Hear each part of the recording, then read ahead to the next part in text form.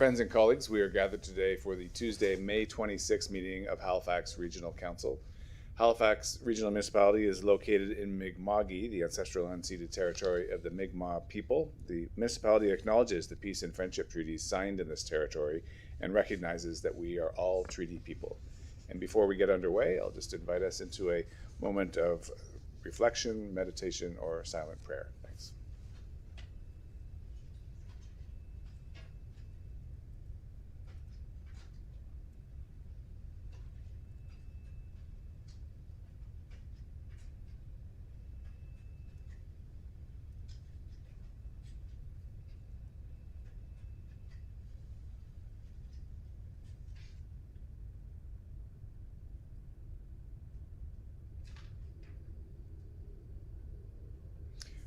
Okay, thank you very much. We'll come to order.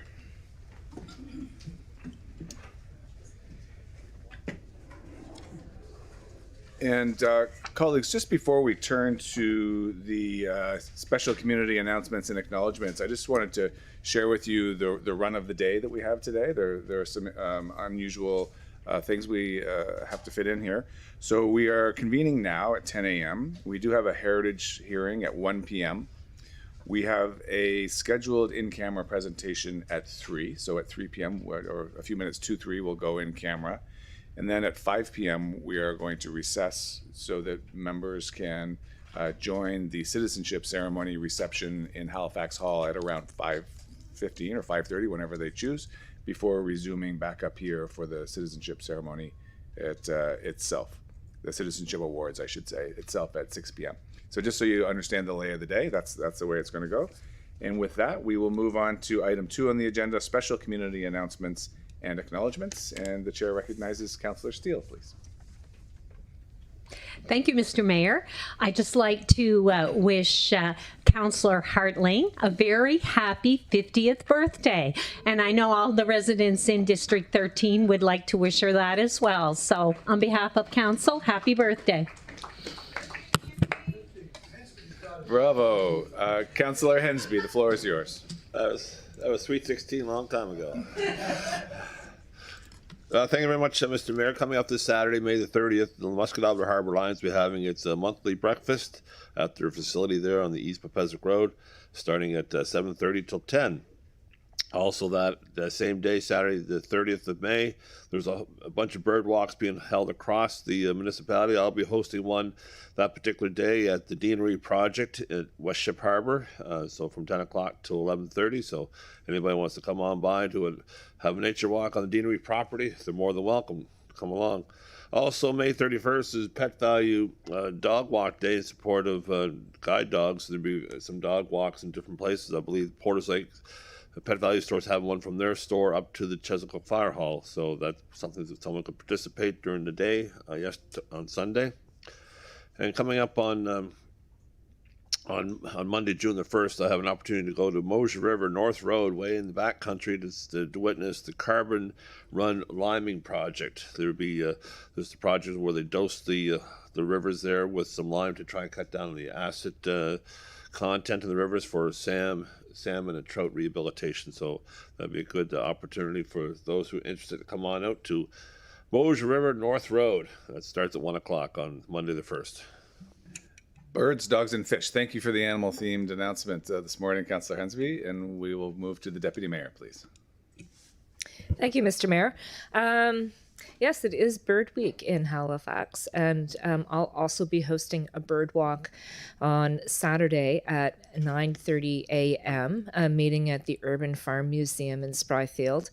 And after that, the Spryfield Urban Farm, which just celebrated its 30th anniversary, will be holding a spring plant sale. So if anyone's looking for some extra plants to spice up their gardens, that is always a great event with amazing plants and for a good cause.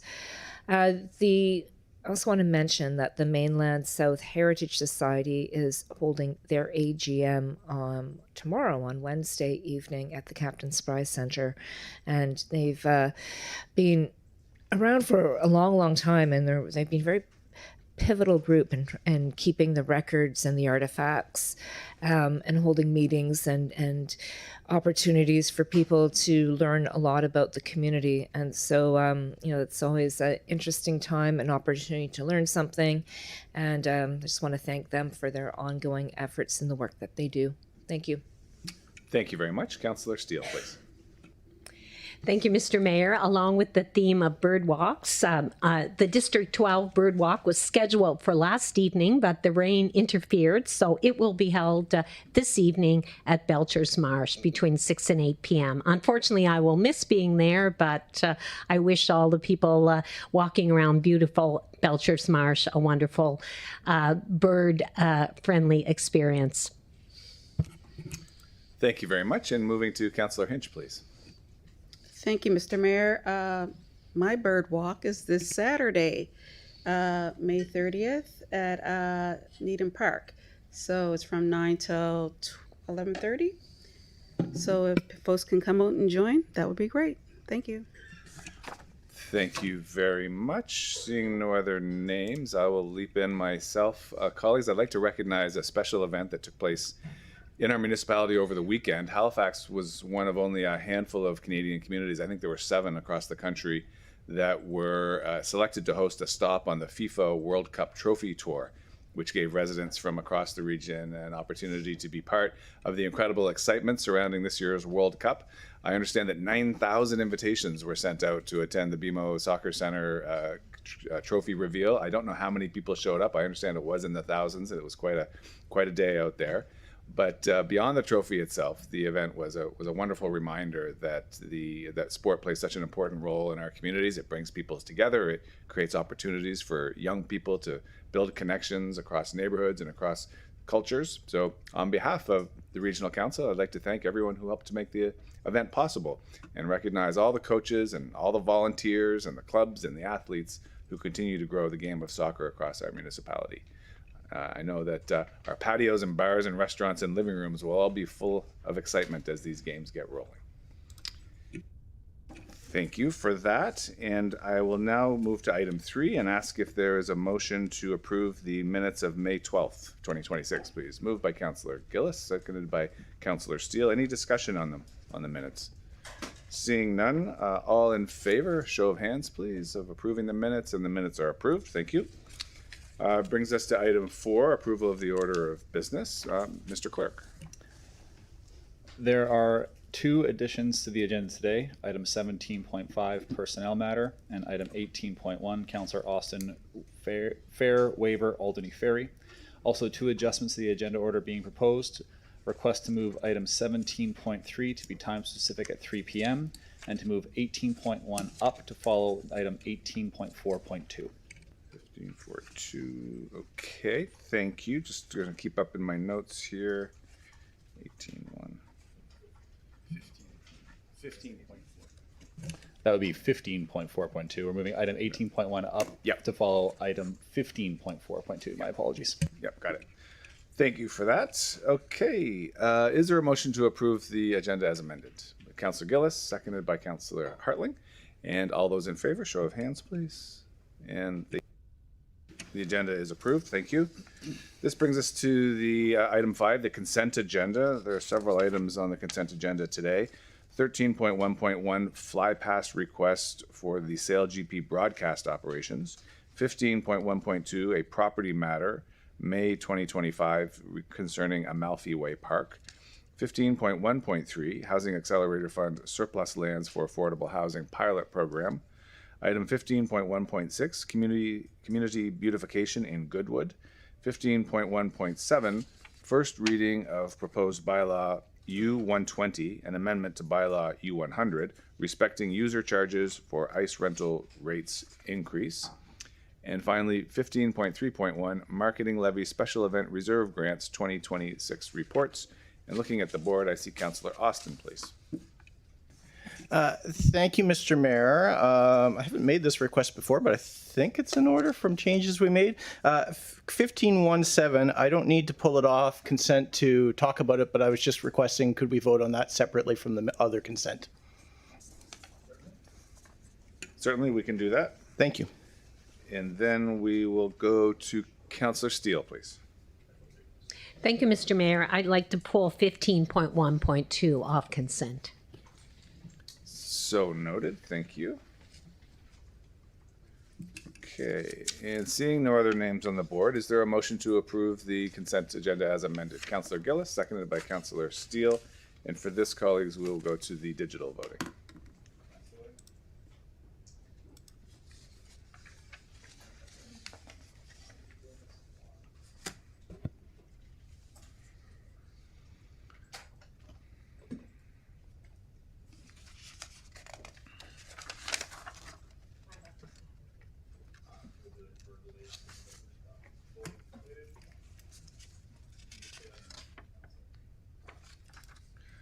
And the amended consent agenda is approved. Thank you very much for that. Yes. And then we will, correct, thank you. Then we will, let me be clear. So we have just approved the consent agenda minus the item number 15.1.7, which we will now vote on separately. Okay, thank you. So colleagues, we will go to the vote on 15.1.7 only.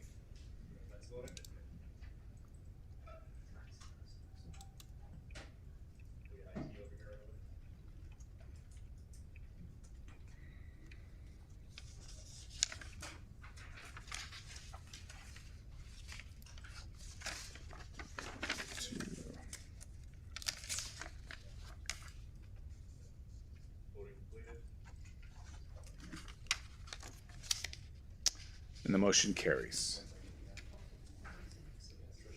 Yes.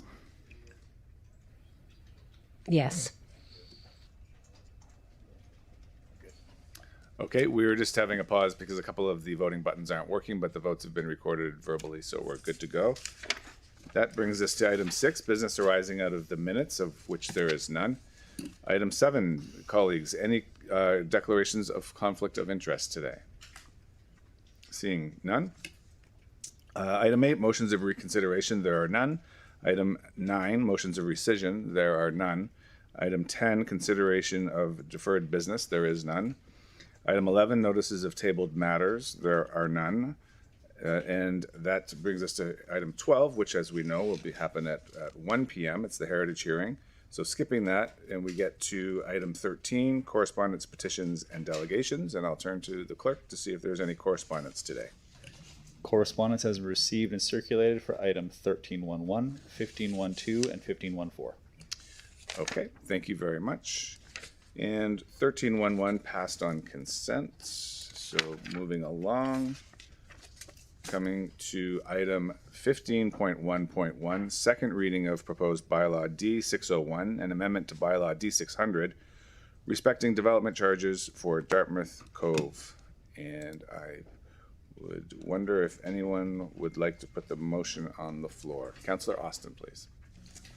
Thank you, Mr. Mayor. I move that Halifax Regional Council, 1, request the mayor write a letter to the Minister of Municipal Affairs to ask for approval of a charge to change to the development charges under bylaw D600, and 2, adopt amending bylaw D601, amending bylaw D600, the Dartmouth Code development charge bylaw, as set on attachment B to the staff report dated April 7th, 2026. Second. Seconded by Councillor Mancini. I have nothing on this, Mr. Mayor. Happy with the report. Okay, I don't see any other names on the board. I do have a question for staff, if staff is present on this one. Thank you so much. I said I have no. So I understand the rationale behind the amendments, and I must say I do have concerns about increasing development charges as a direct consequence of allowing additional density. That we're in a moment when HRM is actively trying to encourage new housing through the Housing Accelerator Fund. And my concern is that increasing the cost of the housing we're trying to precipitate is working at cross purposes to the objective. Question I would frame as the report notes that most PIDs would actually see a slight reduction in charges, but 3 would experience significant increases. So have these changes been communicated directly to the landowners? Are there any active development applications now that might face materially higher development charges than they began their process understanding to be the case? To you, Mr. Mayor, I appreciate the concern about the raising of development charges. So the final total charge that HRM is paying 50% of, and the remaining 50% of the cost of the project is distributed amongst the developers. This is a redistribution of those charges, as you mentioned. So the 3 properties that this does increase the charge on, it has been communicated to them. We sent a formal letter out to all of the PIDs within the development charge and have had some emails back and forth with some of the property owners.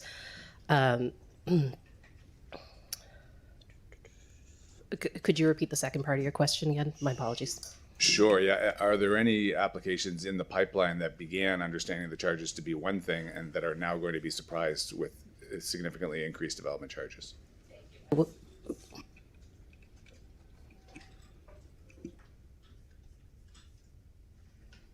Got it. Thank you for that. I would say there would be an increase primarily to the properties that have been, the FAR was increased associated with the Housing Accelerator Fund work. And that is the properties that the charges are going to be redistributed and have an increase associated with that. I would hope that it would not be a surprise to them because they are aware of the FAR increase associated with the Housing Accelerator Fund work. And we have communicated the changes in the development charge. In addition, one of those property owners has reached out and we've offered to meet with them and have ongoing communications back and forth with them to talk about there is the conversation about the access on the water side of the train track that is ongoing, and the risk lies with HRM in potentially not collecting that portion of development charge if we wouldn't allow development to happen over that beyond the train track. But if we that is also the case with all of the remaining properties, that the risk lies with HRM in not collecting these, but we would not look to redistribute that to the other property owners. Okay, thank you very much. I appreciate the answer. To colleagues, the intention of the Housing Accelerator Fund was to accelerate housing delivery by reducing barriers and therefore reducing costs, making it easier to build, not more expensive to build. So I'm worried that for some properties here, we're moving in the wrong direction, and it also seems that the additional charges are based on the potential density and perhaps not actually what's regardless of what's built. And so that doesn't quite sit with me either.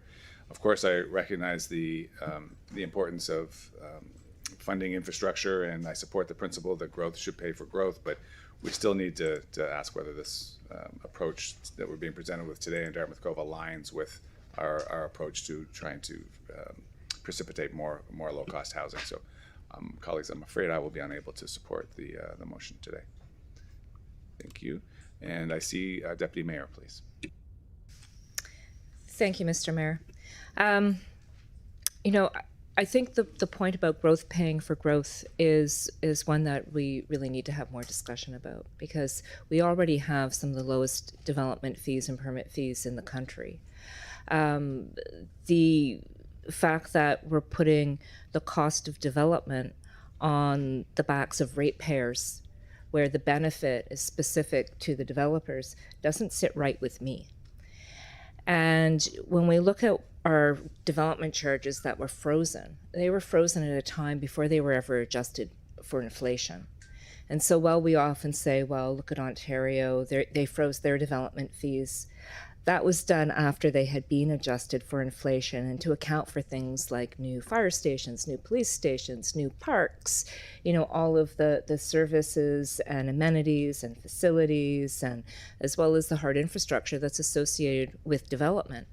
So I'd be concerned if our development fees were out of alignment with what's happening around the rest of the country. But in this case, I'm not concerned. I think it's a fair adjustment that's aligned with added development benefit. There's no indication that this is going to be affordable housing. And so I'm fully in support of the staff recommendation. And I think residents should be aware of what's happening out here right now, that they are picking up the shortfall for the cost of development because development fees have been frozen. And so when we talk about affordability, we also have to talk about affordability for the taxpayers and for the residents of the municipality, particularly when there's a private interest, a private benefit, and a private profit being made on these properties. When we were accelerating housing, it wasn't just about cost, it was about cutting through the red tape of getting permits, of increasing density, of looking at aligning development with transit. It was very specific. Cost was only one component. I don't think what is being requested in this motion and this amendment is out of line. I think it's reasonable, and I will be supporting the staff recommendation on behalf of the ratepayers of the municipality. Thank you. Councillor Austin, please. Thank you, Mr. Mayor. Inspired to come back. I didn't think this would be controversial. So I would point out a couple of things. The difference in the existing bylaw and then under the new bylaw is $376,000. This is spread amongst many properties here. The properties that are seeing an increase are the ones that have gained tremendously new development rights on the other side of the train tracks in the Dartmouth Cove area. And so if you want to talk about fairness, how would it be fair to the developers on the land side of the train tracks to be basically paying more of the cost of the development infrastructure for the other property owners on the other side of the tracks? You're basically, if we don't square this up to reflect how the development rights actually exist in this area, then we're saying developer on the land side, you have to subsidize developer on the water side, because that's what this is doing. It's redistributing this. Shannon, do I have that right in terms of like what the intent here is? Because I mean, as my recollection, the Smithers property in particular, right, like during the first round there of Center Plan, they didn't really have many rights, and they've gained tremendously as we've refined things in Dartmouth Cove. That's correct. The original floor area ratio that was allowable on those properties was 1, and that's been adjusted to 4. So you went from a 1 to a 4, 1 being like basically the lowest FAR you could possibly have anywhere in the area, 4 being enabling some significant potential development.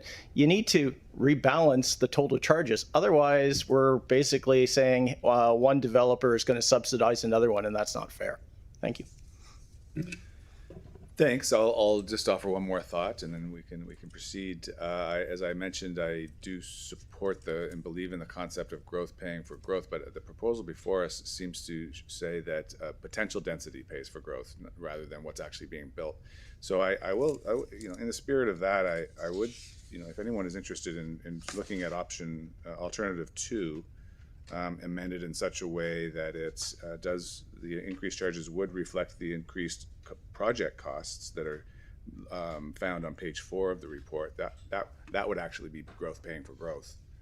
So I'll just see if there's any interest in making that change. I don't see any interest in that. Okay, no other names on the list. What's your pleasure? All right.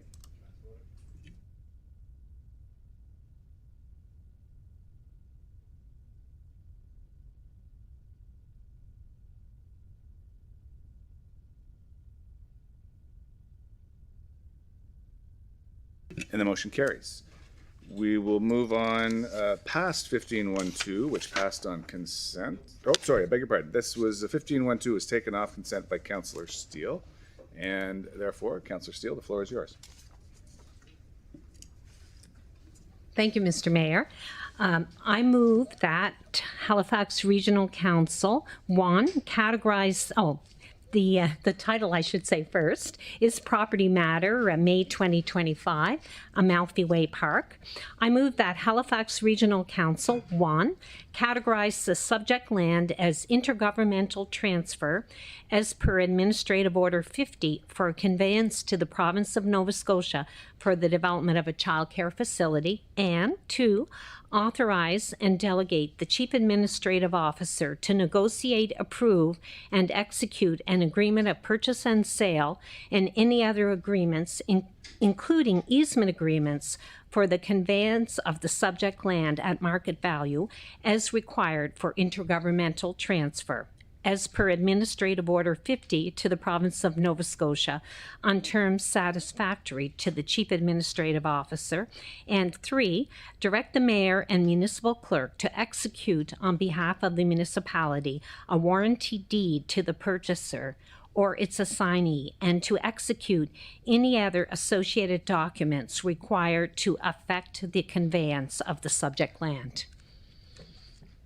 And is there a seconder? Councillor Daigle Gammon. Councillor Steele, would you like to continue? Yes, I would, please. I've been looking at this motion and looking at this staff report for, I guess, a little over a month now. I do know the application came in from the province, or the request from the province came in May of 2025. Here we are in 2026. And I know that staff have come forward with the recommendation report rather than providing the province with the entire green space. They're looking at offering a partial closure and a partial intergovernmental transfer. There are still some outstanding questions that I have around this intergovernmental transfer. I'm very concerned about the loss. I will state that I'm very concerned about the loss of green space in this growing community.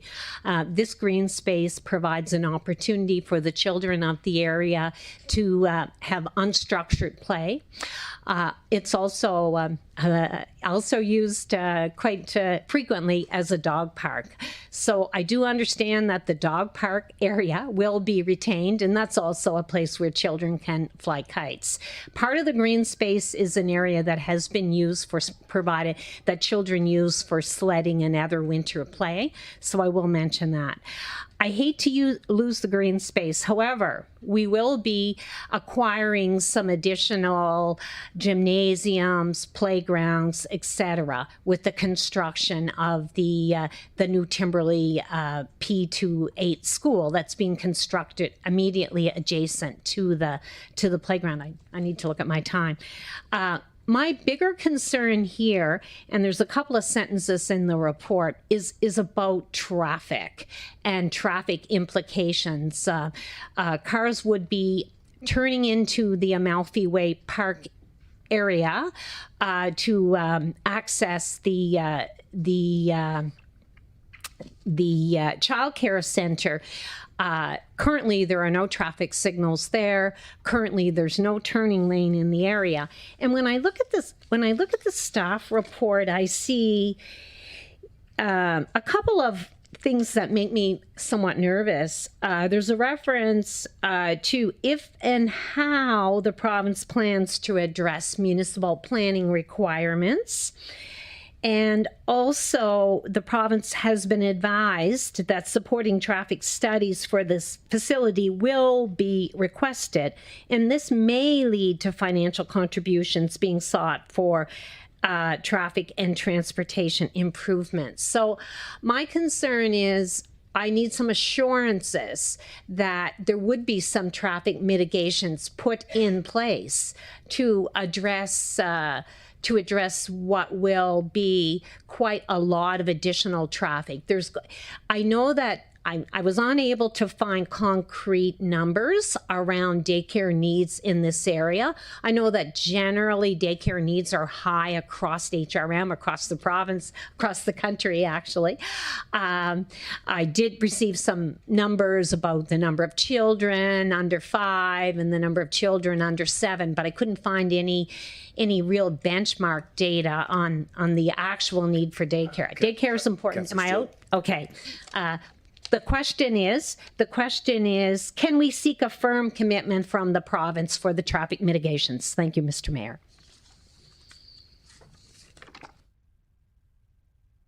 And that's a question to staff, is it? And okay, I guess we're going to wait and see who bites.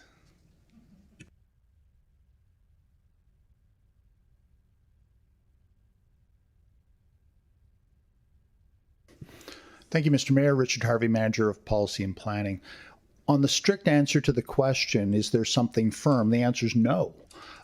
This is a prospective sale of land, and it's set out such that there would be and have been conversations over how traffic gets addressed with the province as it develops its school and as it potentially develops its daycare center on Amalfi Way Park. So that's the way it's been set out. It's a fairly normal circumstance by which development is reviewed and then considered relative to its traffic impacts. But you, yes, would be relying on the province through this development to cooperate with the municipality and to look at the traffic improvements that would be necessary in the area.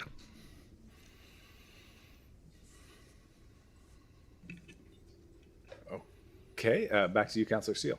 Thank you. Thank you, Mr. Mayor. So there is an alternative in the report, advance different prospective terms and conditions than what has been recommended for the intended conveyance of the subject within Amalfi Way Park. This would require an additional staff report. Do we have the tools in our toolbox to negotiate? This is a question I asked, but I haven't been able to receive an answer. Do we have the tools in our toolbox to negotiate this insurance policy of having, the traffic mitigations that would be that are identified in a traffic impact statement? Part of the reason why I ask this is I have endured, since I've been a councillor, a couple of situations around the Timberlake Parkway.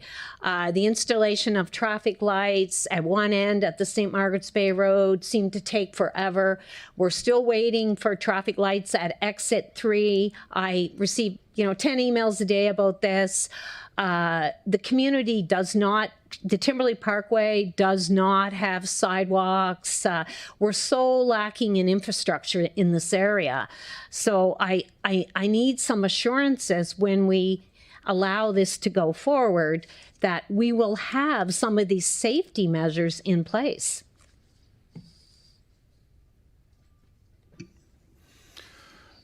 So, Mr. Mayor, to the councillor, so what is set out by way of a process is that those very conversations, studies, and dialogue between the province and the municipality have already been occurring and will continue to occur.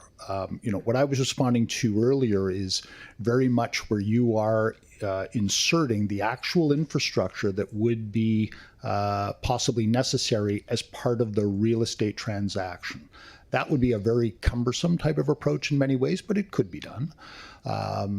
But by way of this dialogue and by way of what the province would have as a shared concern over the traffic and other implications over the development of the lot, I think the messages are being sent. But certainly if council feels as though those things need to be ironed out beforehand, that can be a consideration. I will advise that the province is looking at advancing the daycare on a fairly fast track. Whether that places the daycare at jeopardy, I can't say at this particular point, but we have been told that they're looking to advance this on an early stage, possibly earlier than the school.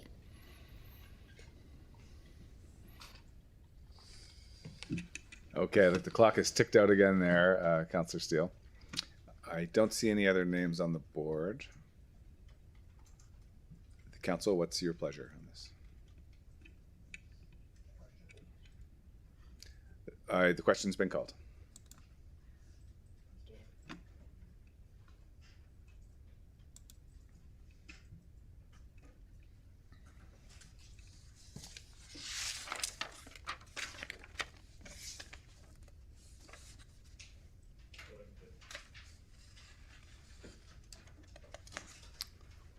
And the motion carries.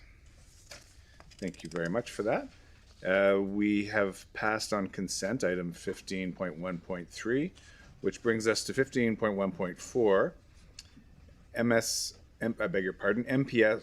Rev 2025-00270, Public Participation Program for the Upper Hammonds Plains Planning Strategy Review and Community Action Plan. And there is a presentation today for this, colleagues. We're pleased to welcome Greg Honeywell, Ann Totten, Ann Murnahan, and perhaps Aaron McIntyre. I think I've got them. I may have the wrong names here.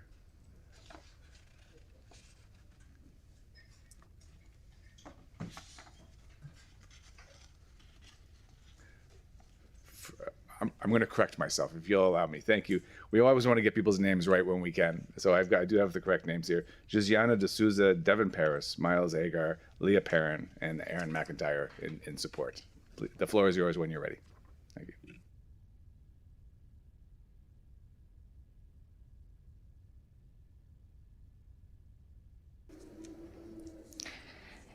Good morning, Mr. Mayor and members of the council. As you said, my name is Josiana de Souza Silva, and I'm a planner with the African Nova Scotian Community Action Program in Planning and Development. Today, I'll be presenting the proposed Public Participation Program, or PPP, for Upper Hammonds Plans, along with the next steps for advancing the community's action plan. The purpose of today's presentation is to present the proposed public participation program for Upper Hammonds Plans and outline how this fits within our broader community action planning and plan review process for African Nova Scotian communities. At the end of this presentation, Council is being asked to approve the proposed public participation program for Upper Hammonds Plans and direct staff to proceed with investigations of the Community Action Plan.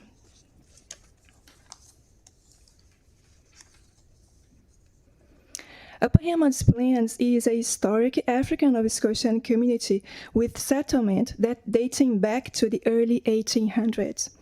It is located in the Beaver Bank, Hammonds Plans, and Upper Sackville Community Plan area, mainly along Pockwalk Road. The community continues to have a strong cultural and historical significance, and the work we are presenting today is grounded in supporting that legacy while planning for its future.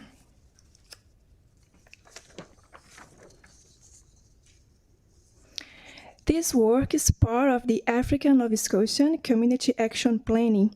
This is a municipal process that identifies community priorities and translates them into actions for Council to consider. The work is led by the African Nova Scotian Community Action Program, or ANSCAP, within Planning and Development. There are two key components in this work: the plan review, that aims to review existing land use planning documents and identify needed updates, and the municipal actions aim to identify infrastructure and service improvements that support the community. Together, these components ensure that both policy and service delivery align with community needs.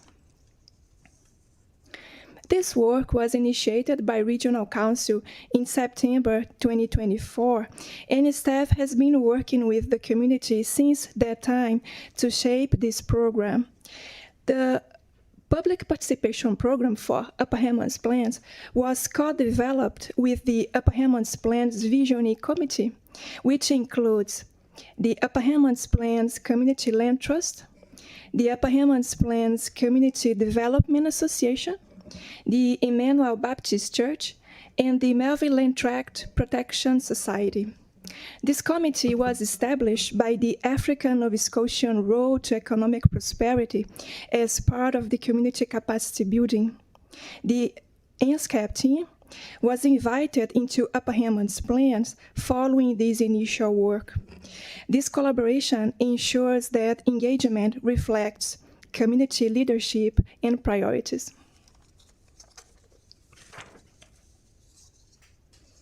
The Public Participation Program for Upper Hammonds Plans supports a plan review that will be completed in two parts. Part A focuses on community nodes and the Melville Tract lands.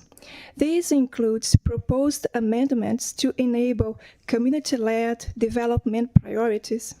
It also builds on previous engagement already completed by the Upper Hammonds Plans Visioning Committee. Part B will develop a broader community-wide land use vision. This will guide updates to planning documents for the entire Upper Hammonds Plains area.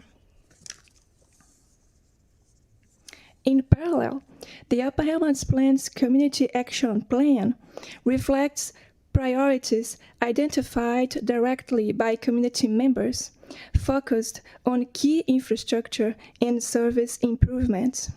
Council approval today enables staff to move forward with these priority actions. Following that, internal executive and technical steering committees will assess each action in detail, including budgets, timelines, and overall viability. Staff will then bring forward recommendations for each action to Council, seeking direction on how to proceed. This ensures a phased and practical approach to implementation. The Public Participation Program for Upper Hammonds Plains outlines a clear, phased engagement process to ensure that community voices are centered early in the process. Feedback is meaningfully incorporated, and both the community and the broader public can review and provide feedback on any draft changes to the planning documents for Upper Hammonds Plains. In conclusion, staff are recommending that Regional Council approve the proposed public participation program for Upper Hammonds Plains, direct staff to begin advancing the actions identified in the Community Action Plan, and ensure that ongoing work continues to reflect key community priorities. This concludes the presentation. Thank you very much. Thank you very much for the excellent presentation. And I see Councillor John Young, please.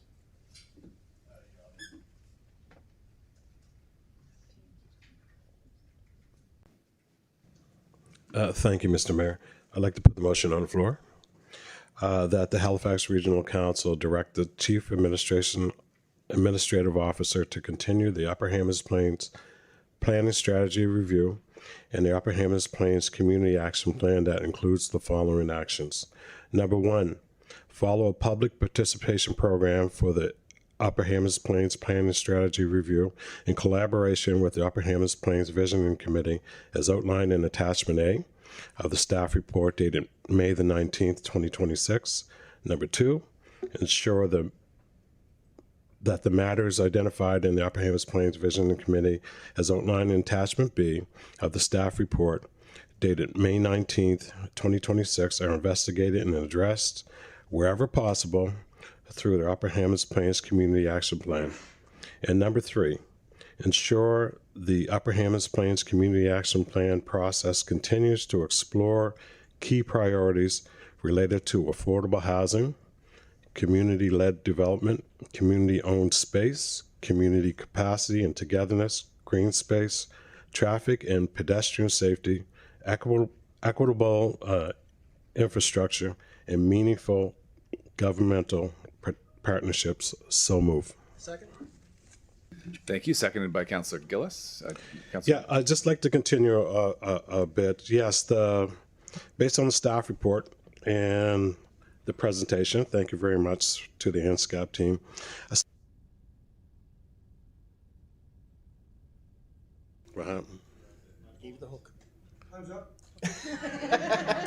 I don't get too many chances to speak in council, so give me some time, please.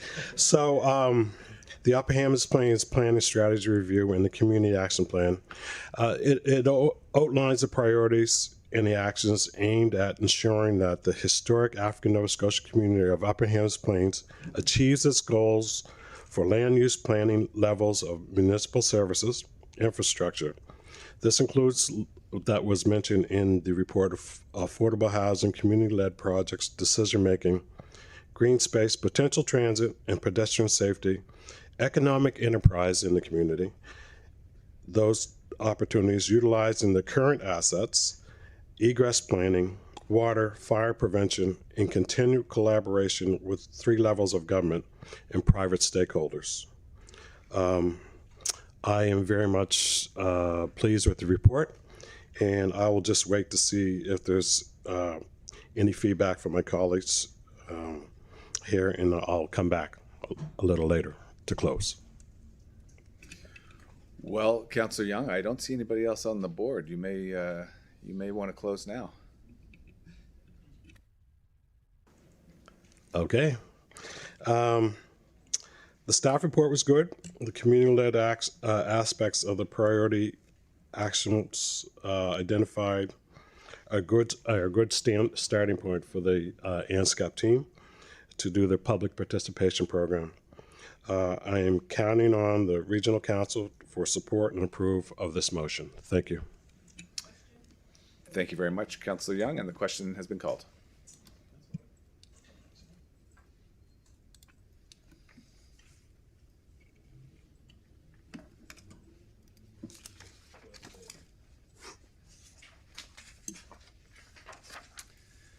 And the motion carries. Thank you very much, and thank you to the staff team for the excellent presentation. We're going to go on to item 15.1.5 that features the same staff team, and that is MPS Rev 2025-00271 Public Participation Program for the Lucasville Planning Strategy Review. And with that, I think there is a presentation, and we'll proceed with that.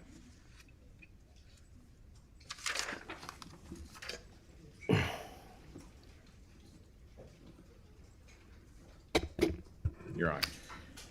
Good morning, Mr. Mayor, Regional Council. My name is Justin Preece, and I am also a planner with the African Nova Scotian Community Action Program in Planning and Development. Today, I'll be presenting the proposed Public Participation Program, or PPP, for Lucasville and outlining the next steps in this work.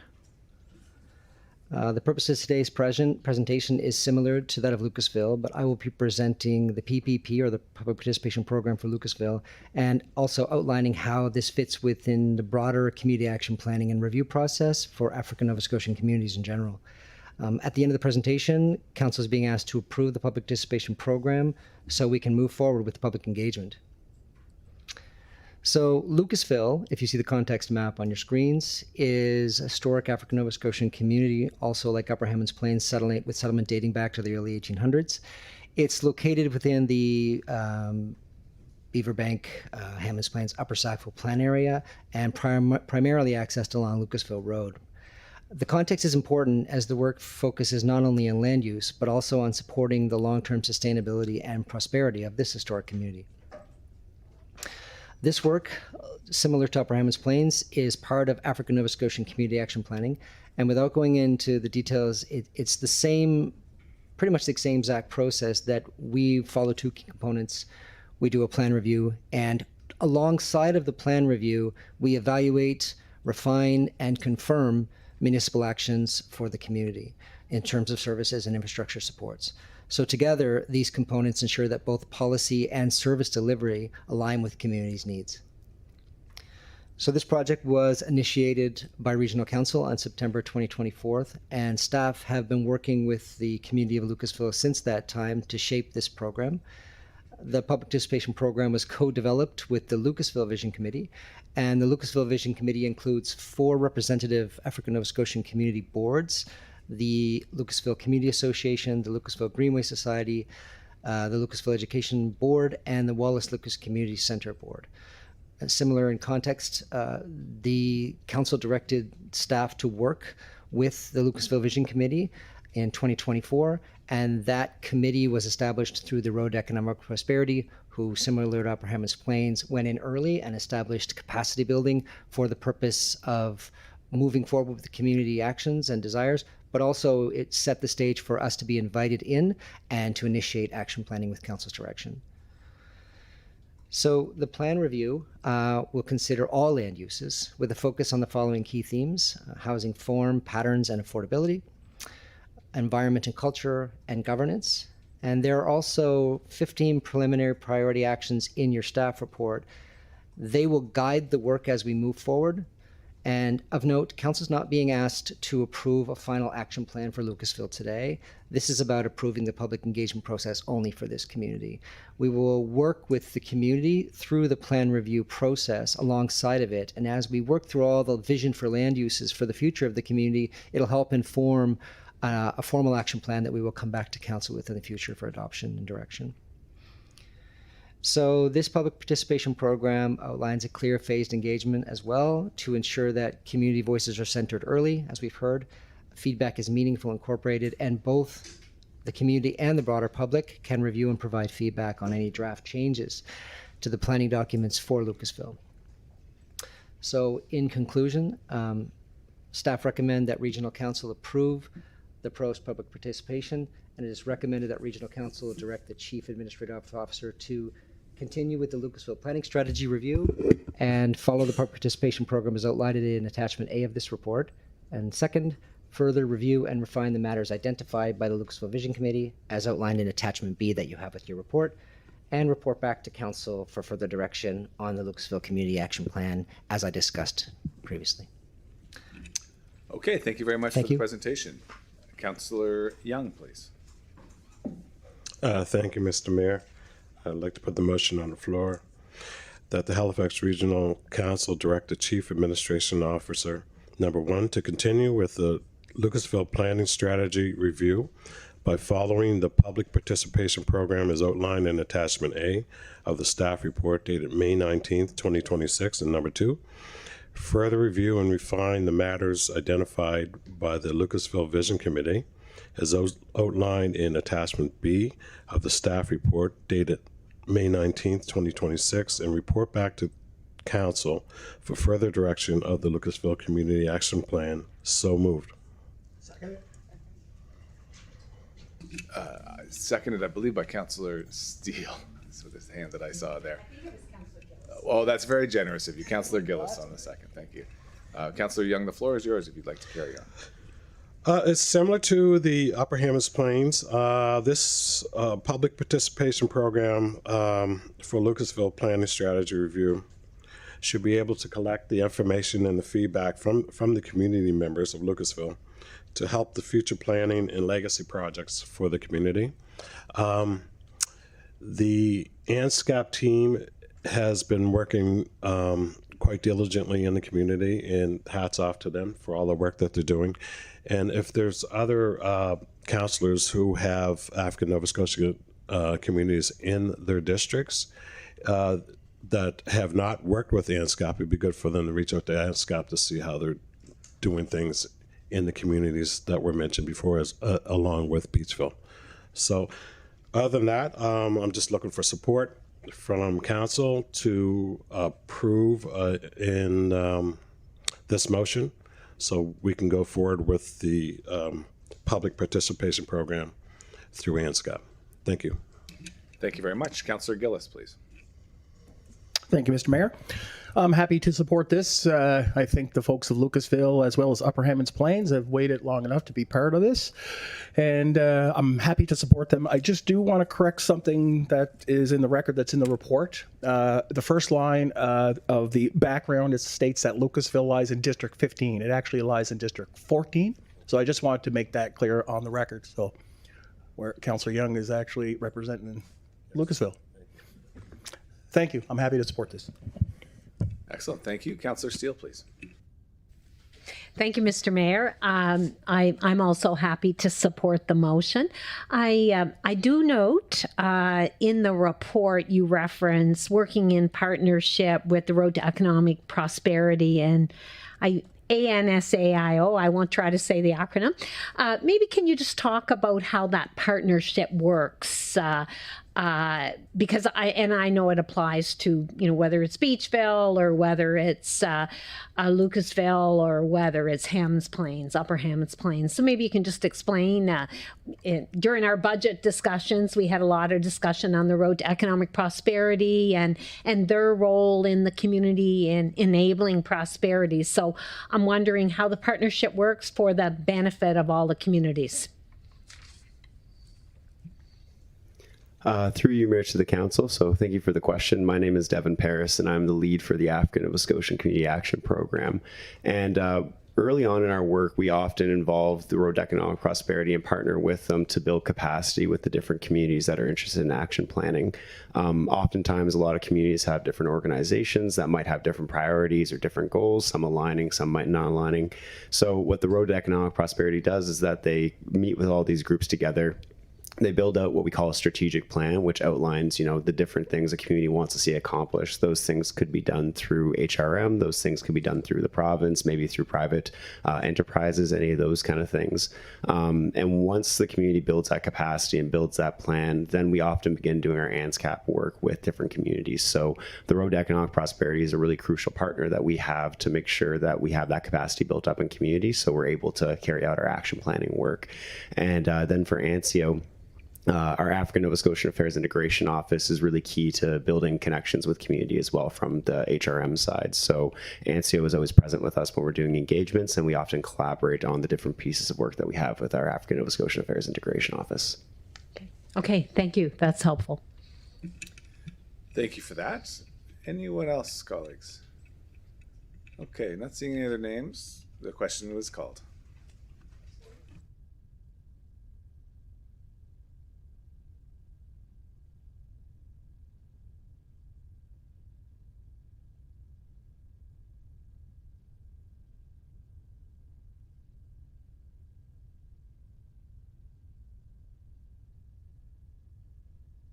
And the motion carries. I wish to thank the staff team for excellent presentation and background work and a very good discussion around the council table. Thank you. We, colleagues, passed a 15.16 on consent as we did 15.17. That brings us to 15.2, Audit and Finance Standing Committee, and item 15.2.1, amendments to the investment policy. And I see Councillor Daigle Gammon on the board. Thank you, Mr. Mayor. I don't think that there's a presentation, but I can put the motion on the floor, so great. I move that the Halifax Regional Council 1 adopt the amendments to the investment policy as set out in attachment B of the staff report dated March 30th, 2026, and 2, direct the Chief Administrative Officer to direct staff to submit the amended investment policy to the Minister of Municipal Affairs for approval in accordance with subsection 121.1 of the Halifax Regional Municipal Charter. Seconded by Councillor Hartling. Councillor Daigle Gammon, the floor is yours if you would wish. Actually, I think the report is pretty self-explanatory, so I have no comments and would recommend that we approve.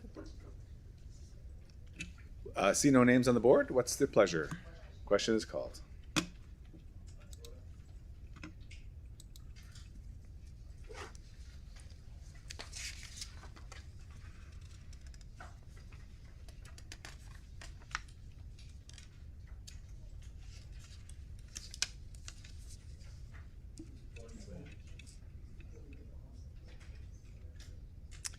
And the motion carries. Thank you very much. We have passed item 15.3.1 on consent. This brings us to 15.4, motions by members of council, and 15.4.1, Deputy Mayor Cuddle, appointment of acting Deputy Mayor. Deputy Mayor, the floor is yours.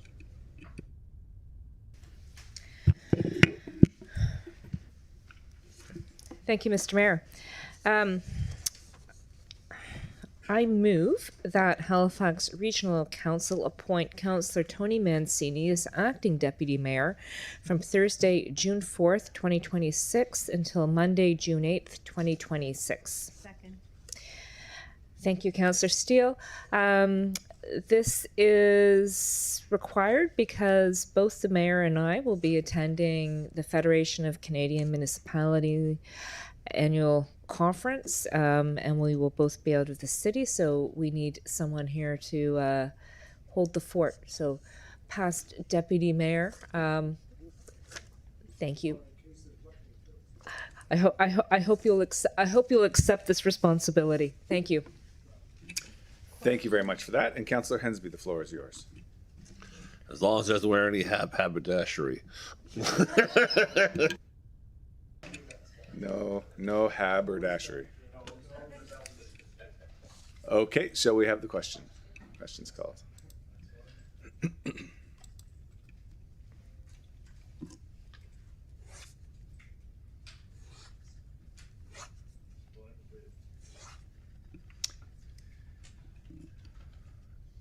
And the motion carries. Thank you very much. And we're back to the Deputy Mayor for 15.4.2 Strong Cities Network, HRM Council representation in New York City. Deputy Mayor, the floor is yours. Thank you, Mr. Mayor. I'll put the motion on the floor that Halifax Regional Council authorize the Deputy Mayor to speak for the HRM at the Global Framework's local action, unleashing the potential of cities and facilitating the localization of the UN Global Counterterrorism Strategy. Seconded by Councillor Steele. Thank you, Councillor Steele. So this was a request to participate in the Strong Cities Network in New York City, where there, it was related to the conference that I attended back in December in Toronto, representing Halifax as well. And it's I won't be speaking specifically to counterterrorism strategy, but I will be speaking about the actions that HRM has taken in looking at alternatives to policing that we're implementing. So community mobilization teams, the CARE program, our public safety strategy, all the great work that's been done here. And I realized when I was in Toronto in December that the work that we're doing here is really well respected by cities around the world, essentially. And I was very proud to represent Halifax and talk about some of the great things that we are doing. So this invitation there's not a cost. Both the flight and the hotels are covered for this, so there's no cost to the municipality. And I would be very honored if you would support me going and representing our city and the great work that we're doing here. Thank you. Thank you very much. Councillor Hartling, please. Thank you very much, Mr. Mayor. I just want to say, of course, I would be supporting this motion, and that Halifax is in gratitude for having you represent us in New York. So thank you very much. Thank you very much. No other names on the board. Question is called.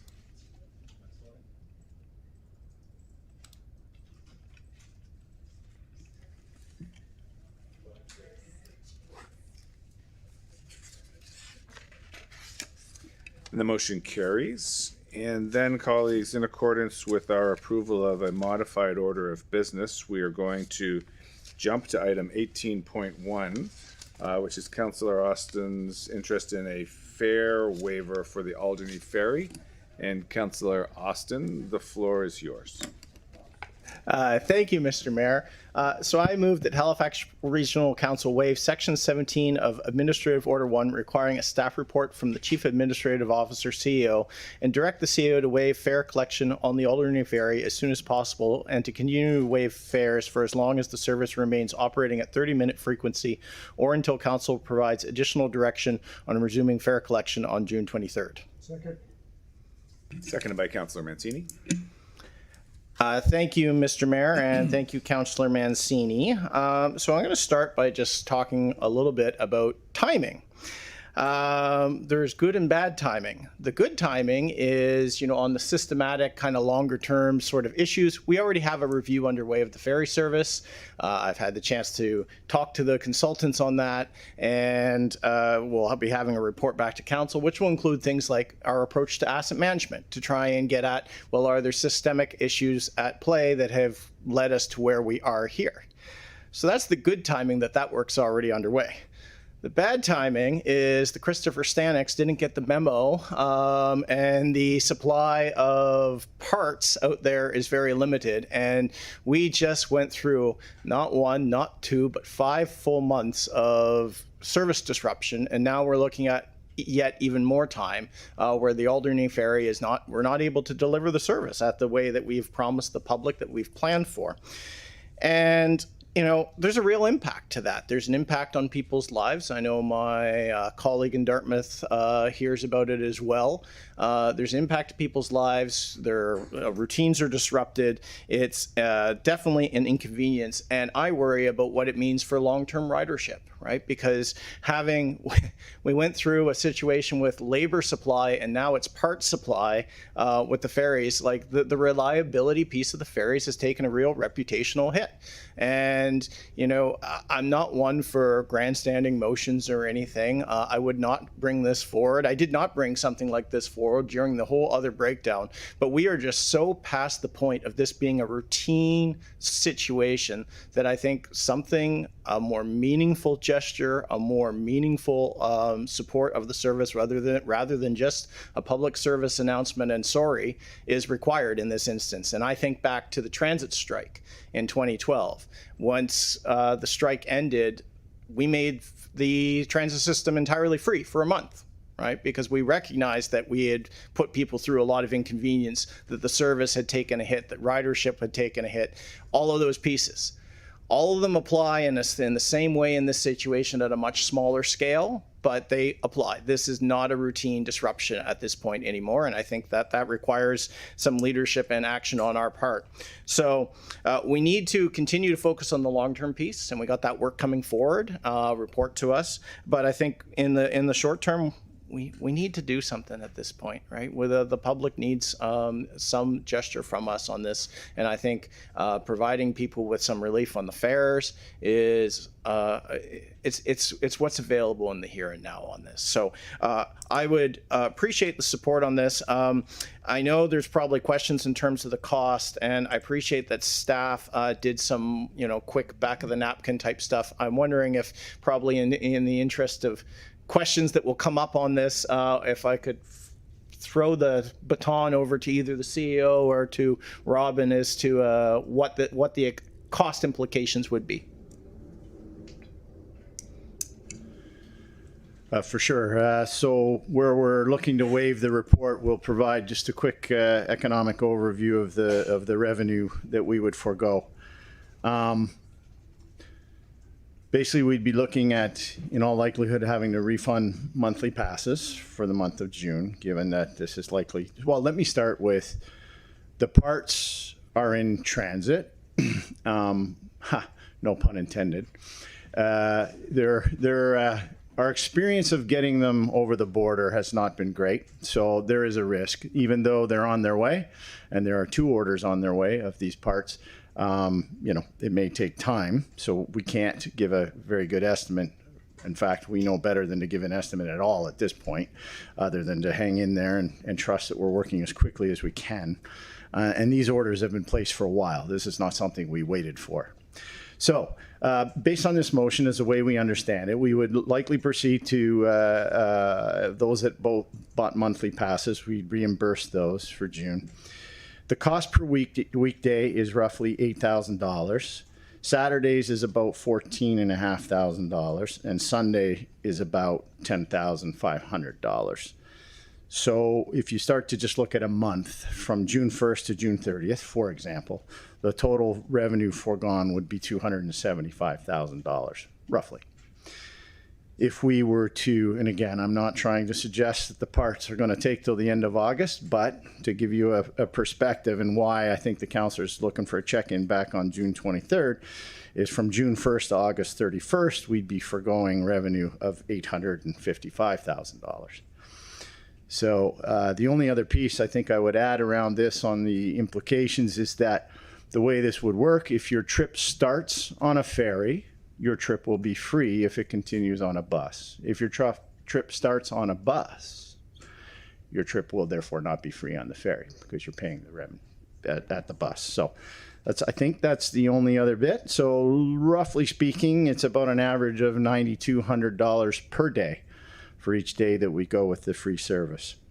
And I'll leave it at that. If I need to repeat any of that, please let me know. So if I may, Mr. Mayor, to signal my intent, because this has been a work in progress, would be my inclination would be to waive it for June, weekdays only.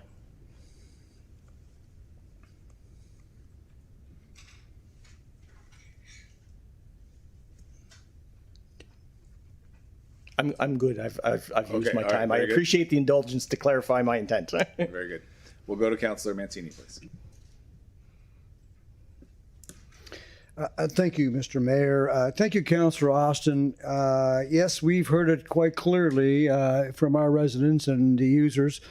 No secret around these chambers, the support and the pride I have in our ferry service, as the Councillor Austin doesn't, as many of us in these chambers do. The reasons for this are quite, I don't want to use the word excuses because they're quite accurate. The proprietary rights that the company has, meaning nobody else can provide these parts, meaning nobody else can build these parts. We only can go to the company. There used to be an operation, I believe, in North America that's no longer exists. It's now in Europe. And so we were also working from just-in-time inventory. We didn't have the parts in stock. We understand that mistake. So the transit folks ordered parts, and those parts are on the way, as the CEO mentioned. And then we had the next vessel go down. And there's a cost, right? So that's a significant cost. And I know that worries everybody in these chambers, a loss of revenue. However, what's the cost to our reputation with users, riderships? What's the chances of losing riders? So a reporter asked me that last week. And I don't think those of us that use the ferry on a regular basis are still going to use the ferry. We're not going to stop using it. We're frustrated. It's going to cause us some angst, but we'll still use it. The challenge is, as we continue to have these conversations in these chambers about getting people out of their vehicles and start using this amazing service when it's working, when it's scheduled, when it's on time. It's the best of all of our transit service, in my opinions. However, there's a cost. We got to get that person out of their vehicle and maybe take the ferry. Well, if they can't trust the service, they're not going to do that, and there lies the problem. We're going to have a conversation about Mill Cove again. And, I know Councillor Morris has concerns about the Mill Cove project, and she really feels that the BRT is where we should focus our energy. I disagree. I think we can do both, that the Mill Cove project will be significant, but here we go. I've heard from residents saying, wait a minute, you're going to expand Mill Cove and invest in Mill Cove, and you can't even run the service that we have now. That's an opinion. I don't agree with that opinion, but that's out there, right? And so that's the part of this concern about reputation. So who's responsible for all this mess?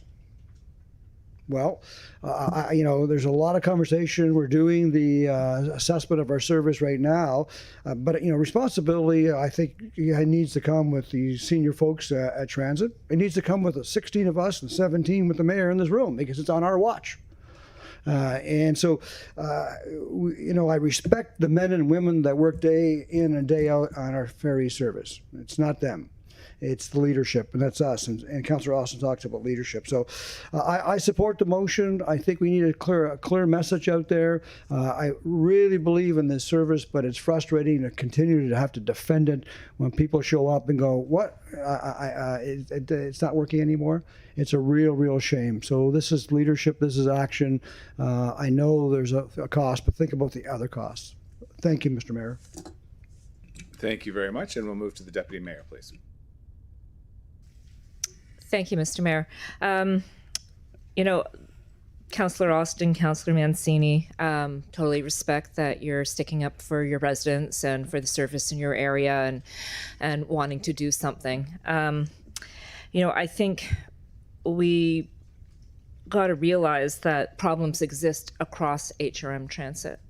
If we want to look at Spryfield, for example, I have amongst the worst on-time performance and overloading of buses. In fact, the overloading on my buses is increasing. So when a mom misses her bus home from work because it's overloaded and it drives by her at the bus stop, and she picks her kid up late from daycare and gets charged a fee for that, we are not subsidizing that. We are not providing free service. So I think there's an issue of fairness here around, we know that there's issues, and this might be more of a communications issue than it is a fairness issue. I think that perhaps, and I know there's a review of the service coming up, but when problems are, systemic like this, it might mean that we need to look at the service that we're providing. We know that we increase the service to ferries, which has increased the use of the ferries beyond what they were originally intended for. And I think I heard a quote about, like, you know, they're being used 50% more than they were than the whole system was originally designed for. So it brings into questions what is sustainable for our fleet. I think when it comes to ridership, back to the communication piece, it's about being predictable and being reliable. So if we're offering a service that we can't sustain based on the number of ferries and the issues that we're having right now with maintenance, wear and tear, staffing issues, you know, that's not going to go away either. You know, being able to have captains to drive the ferries, I think we might need to take a step back, and hopefully the service review will do this and say, what is sustainable so that we can provide a service that people can rely on and is predictable. I feel your pain in the challenges around adjusting the service that people love. I have a service too that people love and that people rely on because they don't have cars. They rely on the service and it's not working. So if we're going to offer a discount for this situation, then we should look at offering a discount for all those situations. And that, I think, you know, when you start to look at it from that lens, based on your arguments, well, we realize it's not going to work. Transit's already heavily subsidized. The people using the ferry are still receiving a service. When they get on that ferry, they're receiving a service. And I think the CAO brings up a really good question about fairness, about who pays and who doesn't. If you take the bus to the ferry, then you're paying. If you take the ferry to a bus, you're not paying. Right, and so it's not just about the ferry use; it's about the system as a whole. So I think what I would rather see is an adjustment to service that provides predictability, reliability, and can be communicated so people know what to expect, and we manage expectations in relation to the service that we're actually able to sustainably provide. I appreciate your well, your heart is on this, but I don't think it's not a motion that I can support. Thank you. Thanks very much. Moving to Councillor Hensby, please. Thank you much, Mr. Mayor. And I too feel reluctant to support a motion of this nature. Having 15-minute service was a luxury. In the past, we've always had 30-minute service. So I don't know why we're not saying 30-minute service is still good service. I think that I've always said in the past, what we need 2 ferries per terminal. Is what we really need to give us more flexibility in scheduling when a boat goes down or goes out for repairs or routine maintenance. We have that versatility. So if you ask me, we should be looking at ordering more ferries to have that capacity to move them around, more assets to have available. In regards to having parts, I'm hoping we're ordering spare parts because if they're made to order, let's have a spare drive train available for us on our own shelves instead of waiting for it to come across from where it comes from Europe, I believe.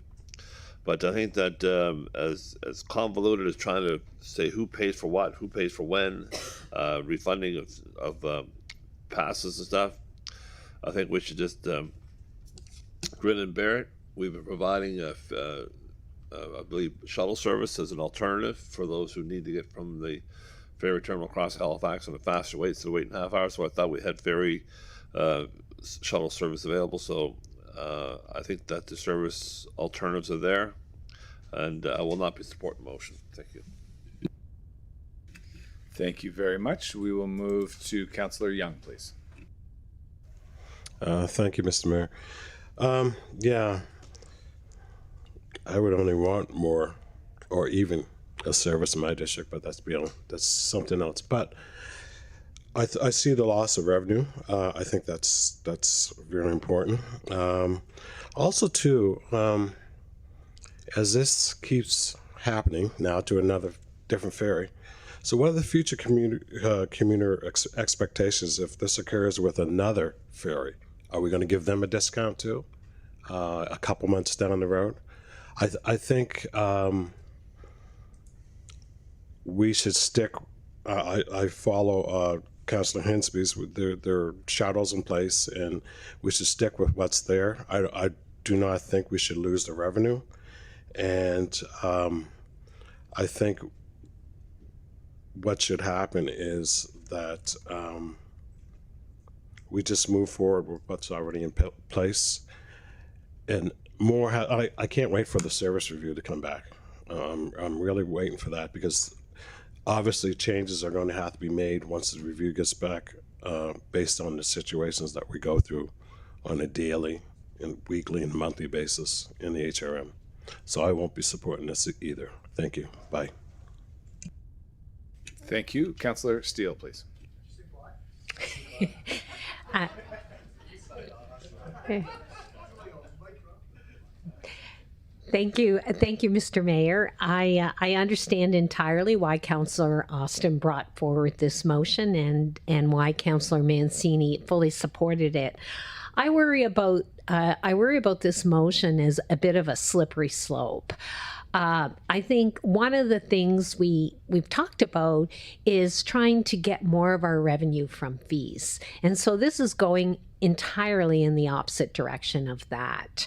I also, there are many examples, unfortunately, in the municipality where some of the service offerings that we have are not quite what they normally are. You know, I think about the Canada Games Center with the buckets on the track forever and ever. So the track, people running and walking on the track have to go around the buckets because we're waiting patiently to have the roof fixed. I think about the many late buses in my district. I often catch the bus 30 minutes later than expected. So we do have service reductions for many of our services from time to time. So applying this waiver, I believe it would be a bit different than the strike example cited by Councillor Austin. There was no service. There were no services during the strike, and this was saying thank you for coming back. There is some service, albeit not the expected service or the service that we would like to have. So I can't support this loss of revenue at this time. While I do wish to say that supporting public transit and building a better public transit system is one of my key priorities, but at this time I don't believe this is the right move. So I won't be supporting the request. Thank you. Thank you. Councillor White, please. Thank you, Mayor. I was wondering, after I speak, if Brad could clarify what the cost would be for just weekday service. I don't think I can support this for the reasons already cited about fairness across the system, like buses don't show up, but there's just so many disruptions that all users are putting up with. And I'm worried how long this could go on, although the principle in general, free transit, love it. We're not there yet.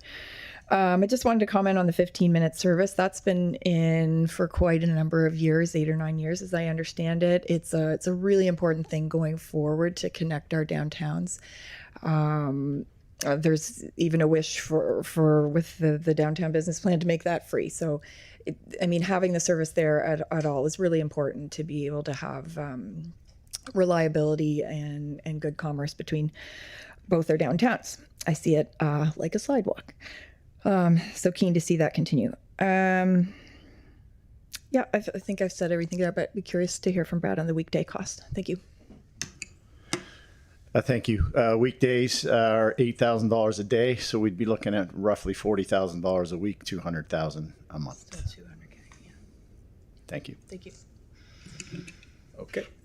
Are you finished? I'm finished. Okay. Thank you very much. We'll move to Councillor Hartling, please. Thank you very much, Mr. Mayor. I understand that there's been one example called out about when we waived fees with the event of the unions. I'm wondering, in your motion, Councillor Austin, you said in the past when HRM has faced unusual service disruptions, the municipality has waived the fees. Are there other... aside from when we offered no service, when there's been a reduction in service or, anything like that, are we looking at precedent that we are now no longer following, or are we setting new precedent? I guess that's what I'm trying to understand here. It's a great question. I'm just looking to the transit team. I would think this would be new precedent where this is Right. just a partial loss of service. Yeah, they're saying yes, for Okay, sure. perfect. Thank you very much. Okay, thank you. Moving to Councillor Daigle Gammon, please.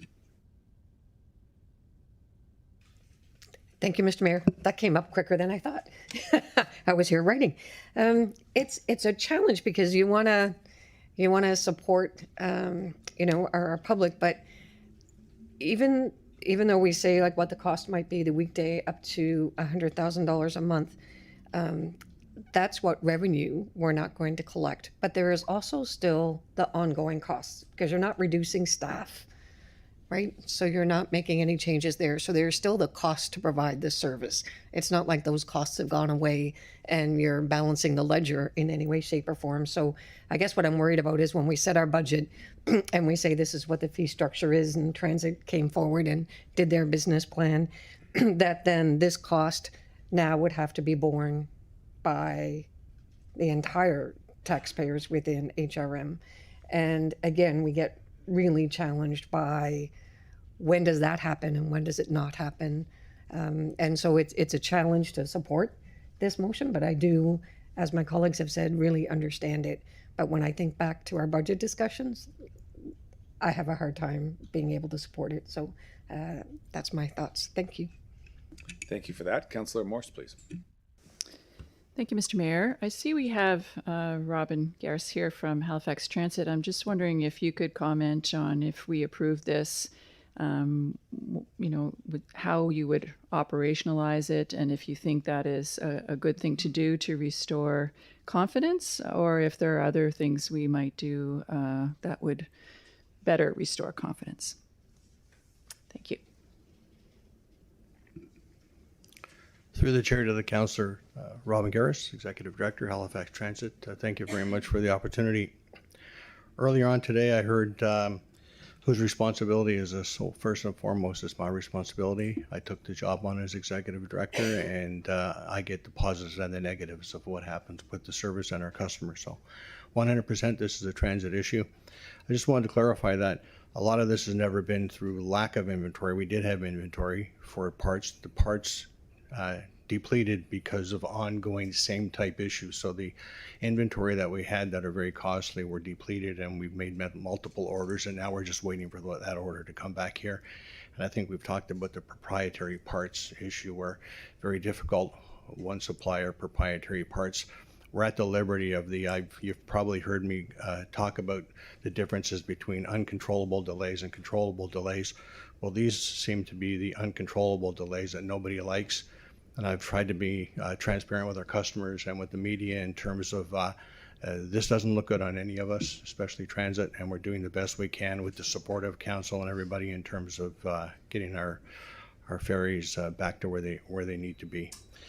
So in terms of how this could play out, normally in my experience, providing a period of free transit, it's usually a goodwill gesture based on something that's occurred. In the past, in my past in transit, there's been a transit strike, or there's been a large delay caused by an uncontrollable issue, and it's like a goodwill gesture just to make sure that our customers understand that we do care about the business that we provide, and we use that as a short-term offering to try to let everybody know that we are moving forward with the best we can. In terms of this situation in our plan, listen, if I had parts, the ferry vessels would be back out there as soon as possible, as soon as they get here, and they will be there as soon as possible. I can't control whether another vessel breaks down. I can control my management team and the processes and practices we have in place in terms of proactive maintenance plans, making sure that we are ordering and keeping as many parts as sustainable to make sure that we do provide the best service that we can. Similar to our buses, at our bus garages, we supply a lot of parts. We want to do this the same here. The conversations we're having now is more as we expand, as we grow, and Mill Cove comes online, we have to make sure that we make the right decisions to make sure that we have proper maintenance facilities in place. We need to make sure that we have the appropriate parts ordered. When we design the vessel and move forward with the vessel, who's going to be supplying those systems for us? How far are they? How long is it going to take to get parts for us? when that happens. So those all become very important in the decision-making process because parts for ferry are very expensive. And you're at the liberty of the one or two or the number of manufacturers that are producing the part. In this case, we have one proprietary piece of equipment that we're relying on. Those are things that we have to make sure that we've made the decision in the future. But for now, I can tell you that my management team is taking this very serious. It's affecting us all. I have been spending a lot of time at the ferry terminal talking to our customers. A lot of them are understanding when you talk to them. They have been understanding, and I think that's great. And I'm very thankful for that, and I'm thankful for the customer base that we do have. But on the same hand, this is on transit. We have to do everything that we can to maintain the best service possible for our customers. And it's not just ferry, it's also our buses. We have to make sure that we're providing the product out and delivering the product that we talk about and that we say we're going to do. So in terms of sustainability and how we're going to continue this, we're going to make sure that we have the best plan in place to keep our parts coming in and making sure that we make the steps and the recommendations based on the ferry review that come to council with those recommendations and try to set us up for success in the future. So that's what we're going to continue doing. I hope that answered the question. Okay, thank you. It seems like we're in a very unique situation here. So I'm not sure we can compare ferries to buses because we have a different level of confidence we have to inspire and maintain with the ferry service. So I'm considering Councillor Austin's request. Thank you. Thank you very much. I see colleagues are coming around for a second time, so I'm going to enter the rotation here and begin by saying, Robin, thank you to you and your team. Gratitude for bearing up and doing everything you can under a really difficult situation. I'm glad we had a chance to talk about that yesterday, and just want to extend thanks to the whole team for what they're doing right now. And then just secondly, on a procedural note, I should have mentioned this when we started. Councillor Austin in his motion is asking to forego a staff report on a council motion, so this would require a 2/3 vote if we didn't make that clear earlier. I just wanted to say I do appreciate the intention behind Councillor Austin's motion, the desire to provide relief to residents affected by these disruptions. The disruptions have had a real impact on people, and I understand the frustration that people have felt. The disruptions do raise an important question for us. It's not just about how we respond to a disruption, but how we strengthen in the long term our reliability or the resilience of the services that we provide, particularly in this case the ferry option. I'm really looking forward to the forthcoming staff report scheduled for June 23rd.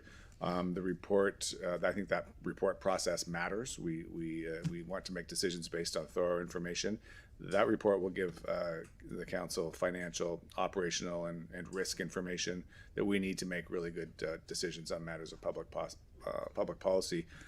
If I could say, rather than trying to make them quickly on the fly with using back of the napkin math. So given that we don't have a clear understanding of the precedent that this could create for other transit service disruptions in the future, I think we ought to be waiting for the full staff report on the 23rd. I will add, and it's been touched on lightly, the motion does create the potential for disparity or inequity between regions, between suburban and urban. It is the suburban commuters who largely will begin their journey on a bus and finish it on a ferry and would therefore have to pay, whereas it's the urban commuters who tend to start their journeys on a ferry and therefore would ride for free. So these are the kind of implications I think we need to be considering, and the staff report on the 23rd will help us to do so. So I'm unable to support the motion today. Thank you. And we'll see. Did you want to close, Councillor Austin? Yeah. Okay. Then we'll go to Councillor Hensby, please. Thank you much, Mr. Mayor. I just want to pass along some comments I received from Councillor Kent. She's home convalescing, but she is watching and following us along, and she sent some of her remarks. She says, I like Sam's motion, but I have to wonder about the folks using the Woodside Ferry will do. Will they switch to Albany and back things up even worse? Or should there be an adjustment here? Not free, but some fee cut maybe. Just thinking what the impact is if one ferry is being free, others not. So that's from Becky's text. The news from District 3. Thank you very much, Councillor Hensby. And we'll come back to Councillor Austin, please. Thank you. Thank you very much, colleagues. I guess for Becky watching, maybe that would shift some of the parking out of your favorite parking lot over to Alderney.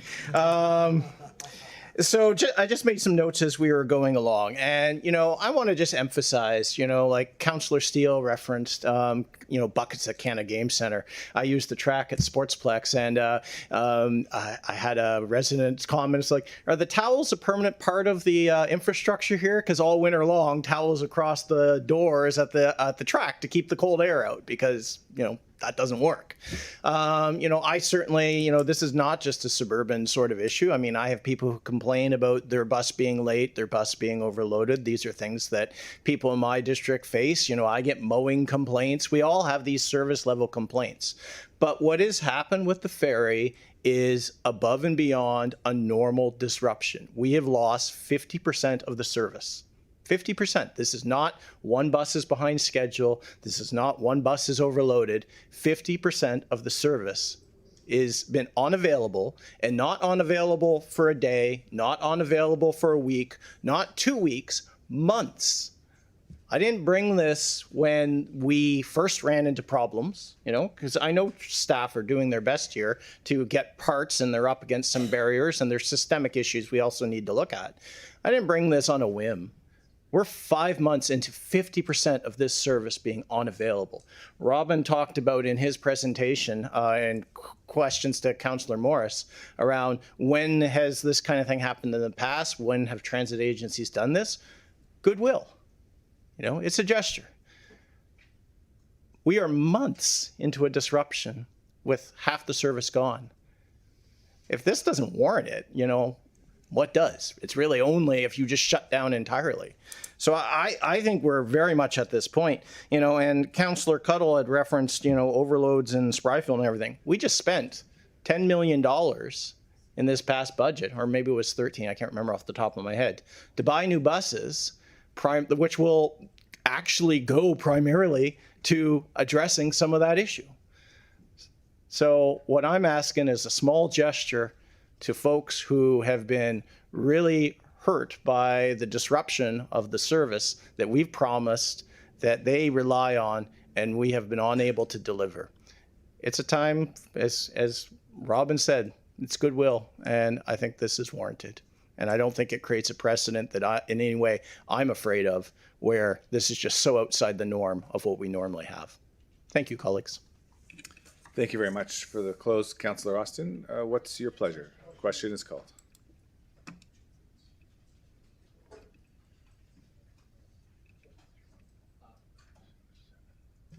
Sorry, Mayor Fillmore. I just want one quick clarification. Just from Councillor Austin's comments before, was the intention to change the motion to be specific for weekends and excluding for weekdays and exclude stat holidays?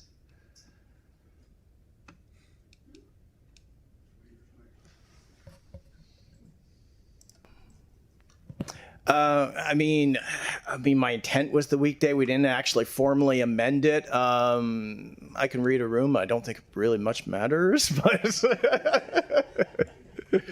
so, I mean, yes, weekdays for June was, I think, the revised plan. If the seconder's fine. I'm fine with that. Oh, okay, Mr. Clerk, it sounds like we'll amend the motion accordingly. Okay, and now we'll vote.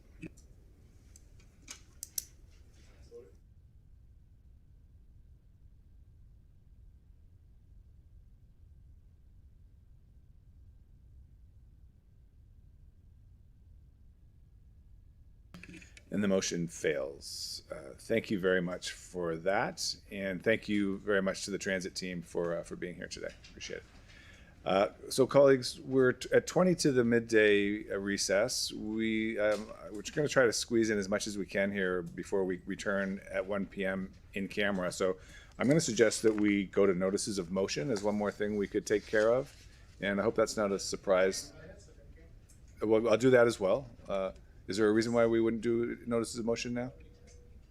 I was going to get there. Yeah. I'm trying to squeeze as much in as we can here in these 20 minutes. Understood.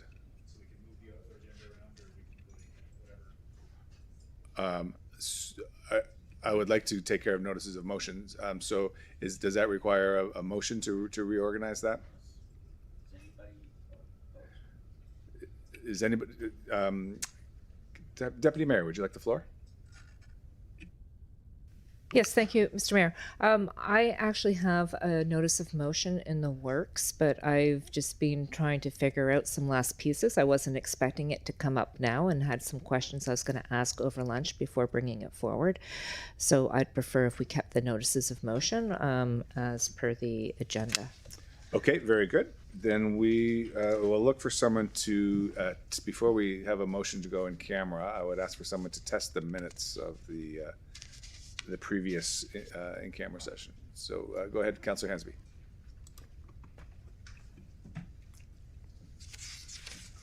I move the in-camera minutes of May the 12th be approved, circulated. Seconded by Councillor Daigle Gammon. And we will, all those in favor of approving the minutes, please signify with your hand. And the minutes are carried.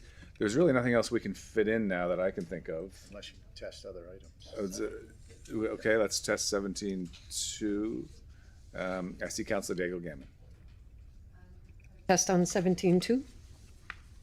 And is there a seconder? Seconded by Councillor Gillis. And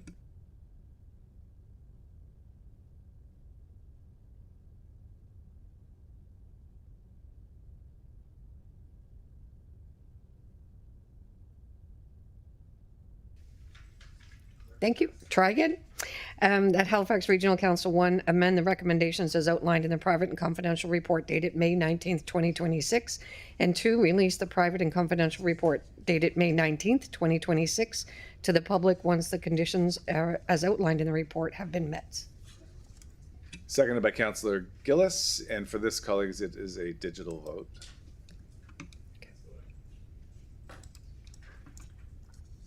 Just to keep us on our toes.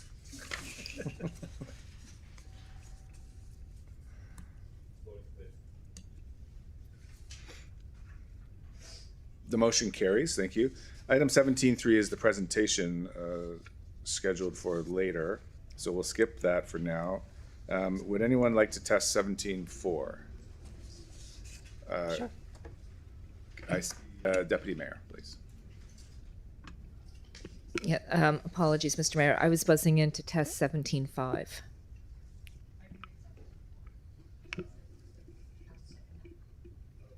Okay, 17.5, seconded by Councillor Daigle Gammon. And Okay, I'll read. then we will go to the digital voting on 17.5. Oh, I just need to read the motion. I beg your pardon. Thank you. Deputy Mayor, would you read the motion? Yep. I move that Halifax Regional Council 1 adopt the recommendation as outlined in the private and confidential report dated May 25th, 2026, and 2, direct that the private and confidential report dated May 25th, 2026 be maintained private and confidential. Seconded by Councillor Daigle Gammon. Thank you. We will vote digitally.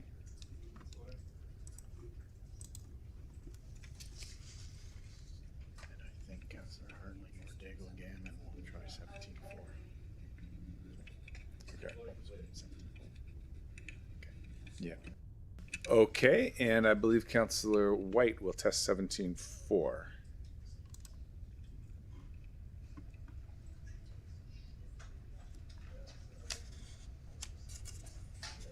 Okay, thank you.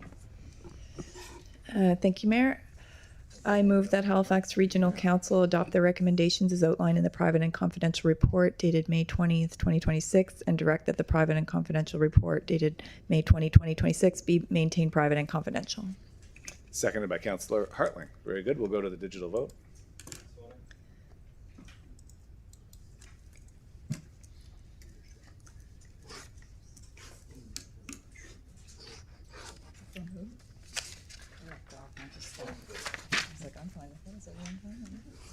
Trying to get things moving here. And the motion carries. Colleagues, just give me one moment here. The only thing-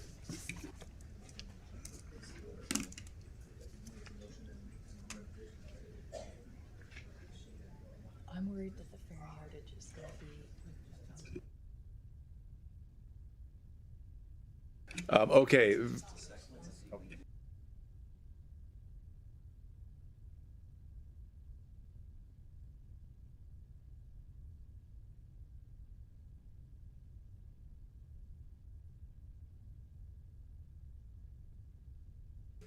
Okay, I'm getting a signal that we are ready to go to notices of motion. So colleagues will jump down to, I believe that's item 18. Item 18, notices of motion. And I see, is this the current board, Mr. Clerk? Okay, so on the board for notices of motion, Councillor White, please. Thank you, Mayor. Mine is take notice. I propose to introduce the Administrative Order SC 110 respecting closure of parcels within the Cogswell District right-of-way, Cogswell District, Halifax, the purpose of which is to permanently close the subject street right-of-way. So noted, thank you. Councillor Daigle Gammon, please. Thank you, Mr. Mayor. I have two. The first one is take notice at a future meeting of the Halifax Regional Council. I propose to move amendments to Administrative Order 2017-009-ADM respecting district funds, the purpose of which is to clarify the administration of district activity funding during election periods. The second is take notice that at a future meeting of Halifax Regional Council, I propose to move amendments to Administrative Order 15 respecting license, permit, and processing fees, the purpose of which is to approve a 25% increase to weekday parking rates, the introduction of Saturday paid parking, and a $20 increase to all commuter permits. So noted, thank you. And we'll move to Deputy Mayor Cuddle, please. Thank you, Mr. Mayor. I have two notices of motion as well. The first one is to take notice that at a future meeting of Halifax Regional Council, I propose to move amendments to Administrative Order 2019-001-Gov respecting elections, the purpose of which is to add a reference for district funds and housekeeping amendments.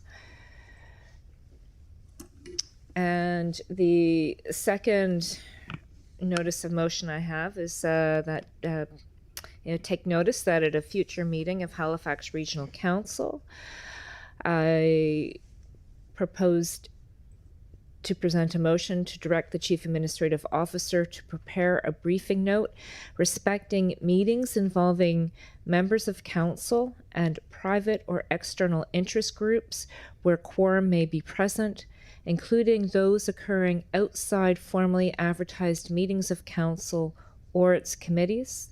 The report shall include a review of the requirements of the Halifax Regional Municipality Charter and applicable administrative orders, including Administrative Order 1 with respect to quorum and what constitutes a meeting of council.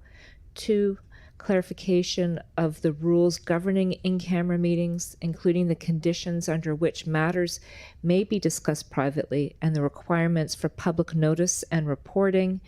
And C, an assessment of risks associated with members of council meeting with private interest or advocacy groups where quorum is present outside duly constituted meetings, including potential contraventions of Administrative Order 1, open meeting requirements, and applicable legislation.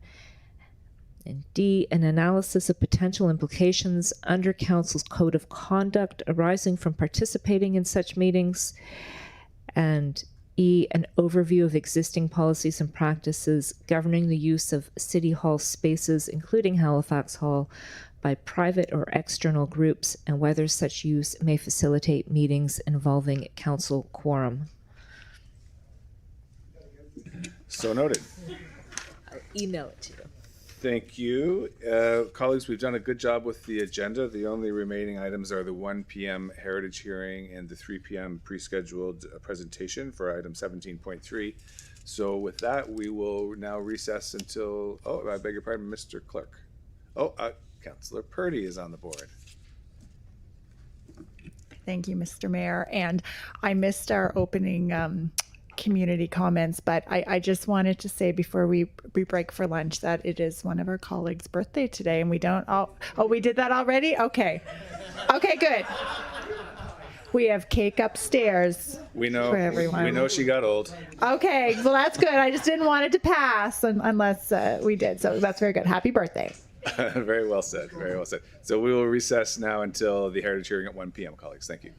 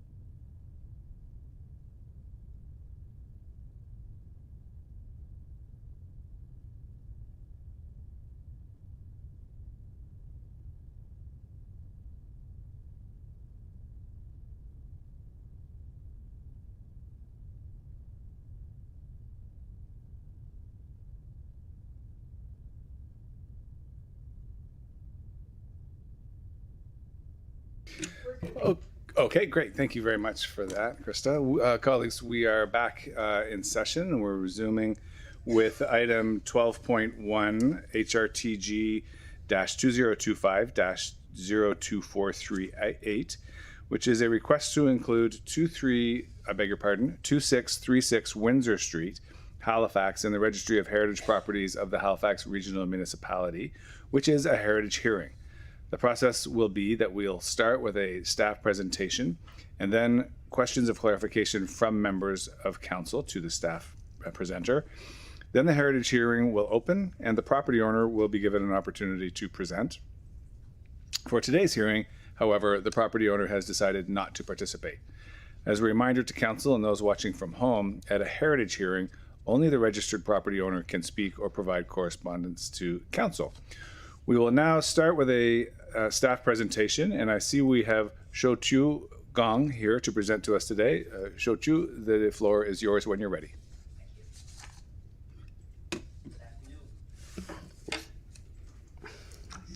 Okay, yeah. Good afternoon, Mr. Mayor and the councillors. My name is Shou-Chu Gong, Heritage Planner, and today I'll present you the case HRTG-2025-02438, the heritage registration application for 36 Windsor Street in Halifax. In September 2025, the applicant was made by the current owners to consider the inclusion of 2636 Windsor Street, Halifax, in the Registry of Heritage Property for the Halifax Regional Municipality. The subject property is situated on the southwest corner, formed by Windsor Street and Seaforth Street. The subject property contains a 2.5-story Queen Anne Revival style house. At the March 2026 meeting, the Heritage Advisory Committee was asked to evaluate the property using the specific criteria shown on this slide.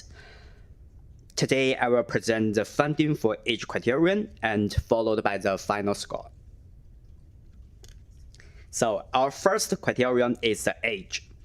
The property formerly known as 126 Windsor Street was originally part of the land owned by John Murphy. In 1896, businessmen Robert Rosborough and Walter Thompson purchased and subdivided the land.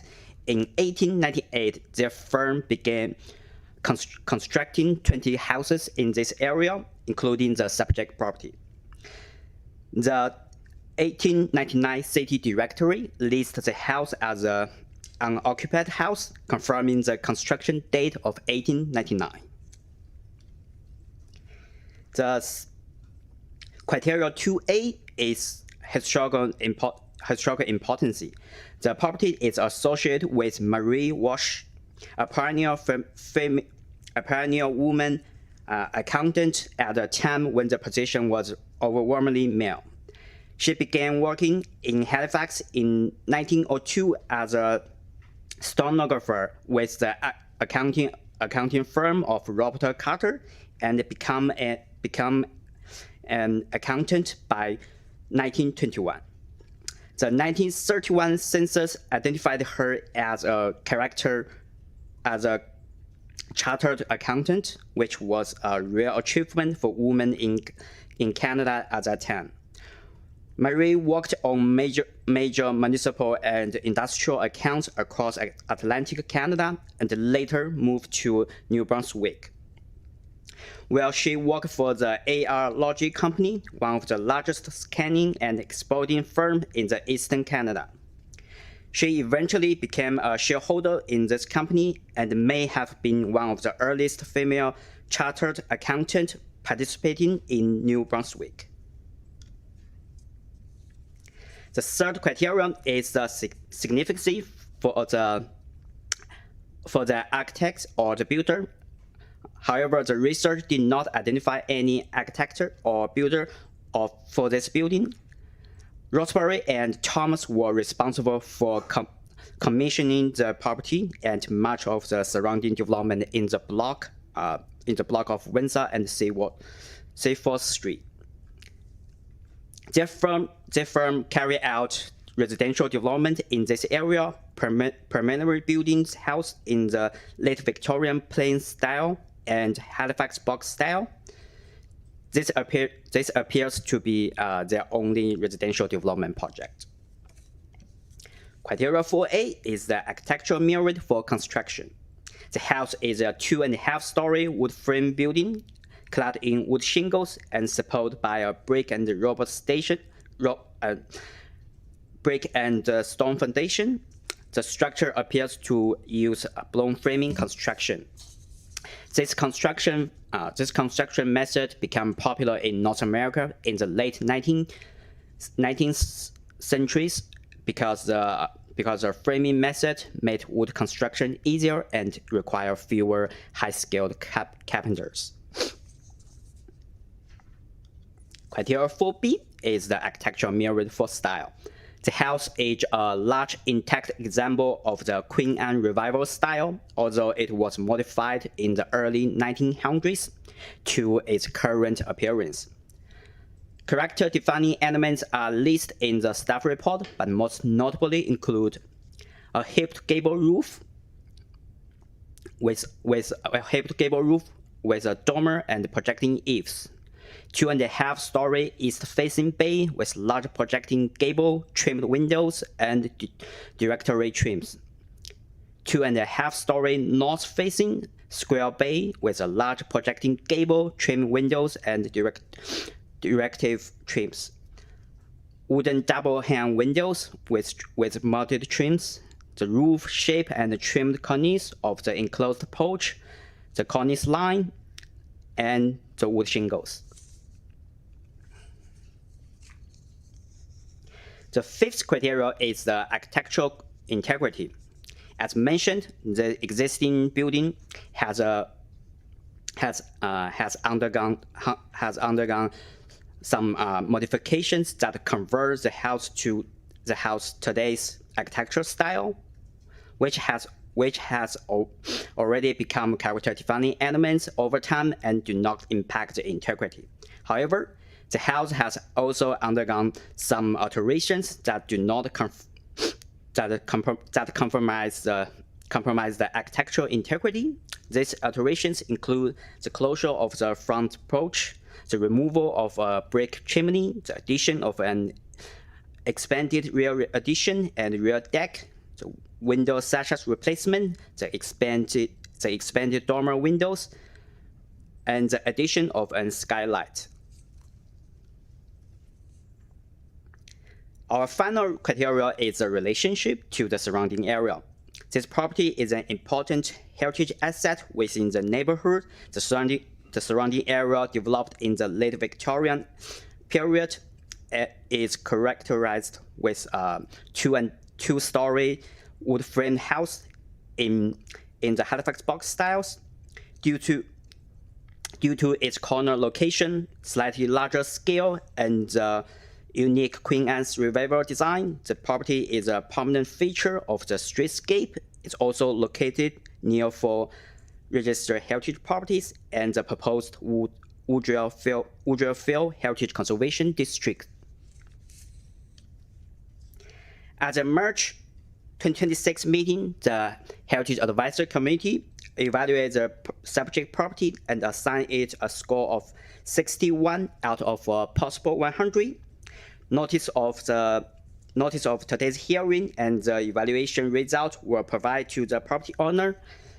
The property owner supports the application, but will not be speaking today. Therefore, the Heritage Advisory Committee forward a positive recommendation to the Regional Council for their consideration. Thank you. Thank you very much. Colleagues, are there any questions of Xiaochu? Not seeing any. Let's see. This is where we normally hear from the property owner, but they're not participating today. So I'll now ask Council for a motion to close the hearing, please. I see Councillor Hensby and seconded by Councillor Gillis. Thank you. And we will, all those in favor of closing the hearing, a show of hands, please. And we are closed. Thank you. And now, council, do you have any questions of clarifications for staff? That's still an option here according to the script. And I don't see any. So I wonder if a councillor would move the motion, and I believe that Councillor Hinch was going to do that. Thank you. Thank you, Mr. Mayor. I move that Halifax Regional Council approve the request to include 2636 Windsor Street, Halifax, in the Registry of Heritage Properties for the Halifax Regional Municipality, as shown on map 1 of the staff report dated February 23rd, 2026, as a municipal heritage property under the Heritage Property Act. So moved. Seconded by Councillor Steele. Would you like to say anything more, Councillor Hinch? No, I'm quite good with this one. I'm not even sure if it's in my district or if it's in Council Cleary, so I decided to move it. Thank you. Very well done. Thank you for that. I don't see any other names on the board. Council, what's your pleasure? Question is called.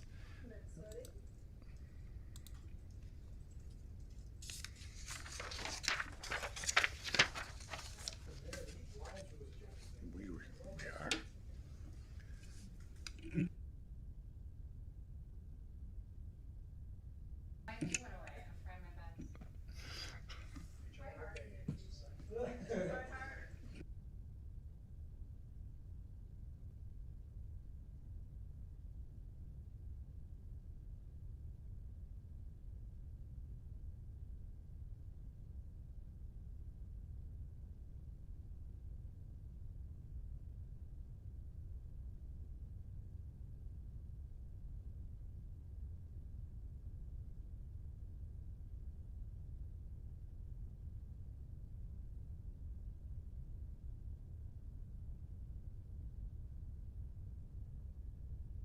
And the motion passes.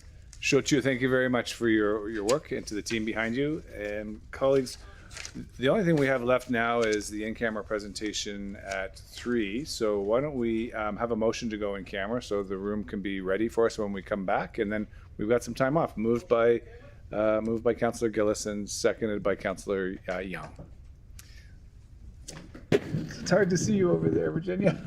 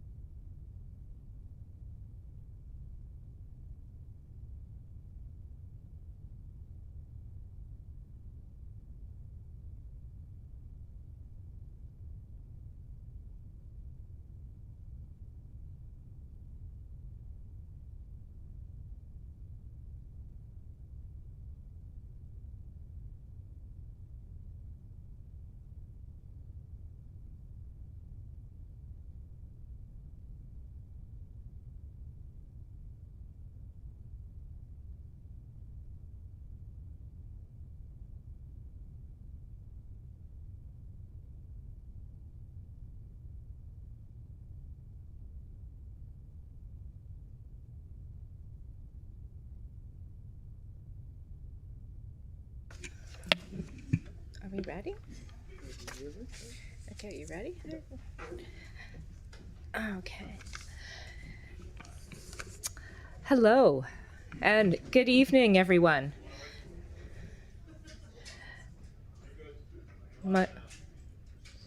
Thank you, Councillor Hensby. Welcome to City Hall and to Regional Council Chambers. On behalf of Halifax Regional Municipality and my colleagues on Regional Council, it is our great pleasure to have you here to celebrate the recipients of the 2026 HRM Citizenship Awards. We are gathered today on Shabuktuk, the Mi'kmaq name for Halifax, meaning Great Harbor, here in Mi'kma'ki, the ancestral and unceded territory of the Mi'kmaq people. We are grateful to be Treaty people and to share this place together. My name is Patty Cuddle, and I am proud to serve as the Deputy Mayor of Halifax, as well as Councillor for Spryfield-Sambro Loop in District 11. And I am super excited to be presiding over the ceremonies here this evening.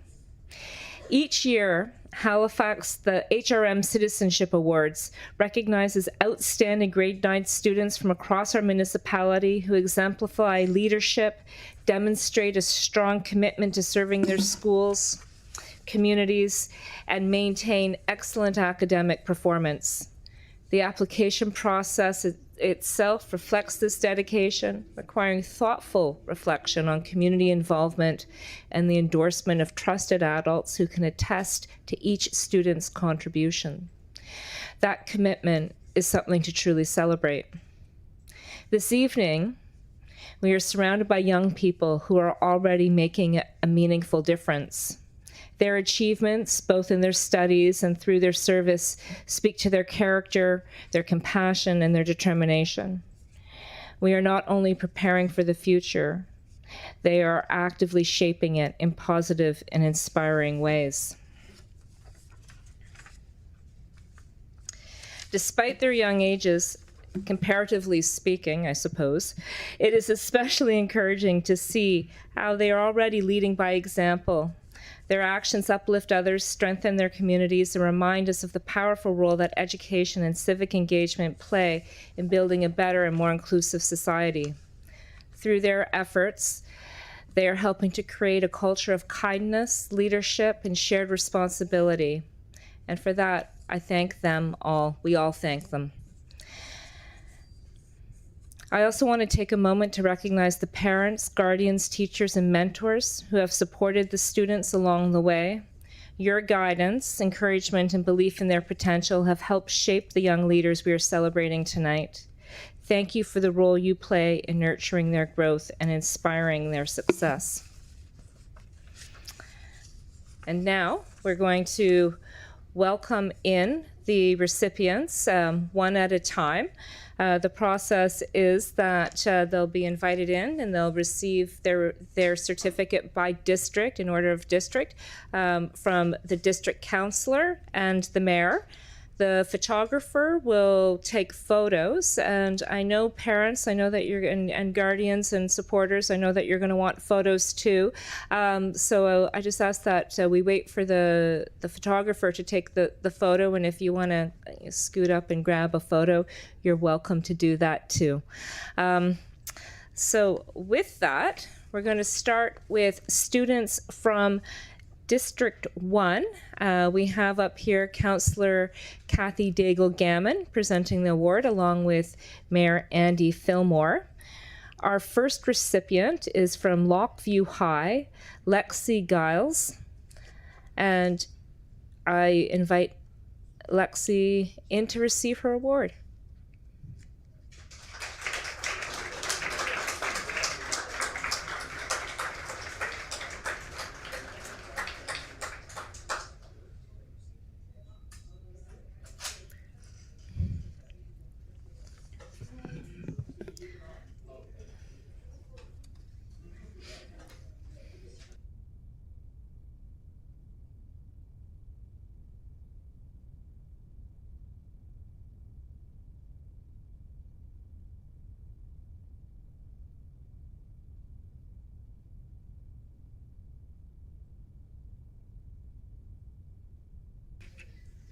Our second recipient from District 1 from Musquodoboit Rural High School is Caitlin Smith.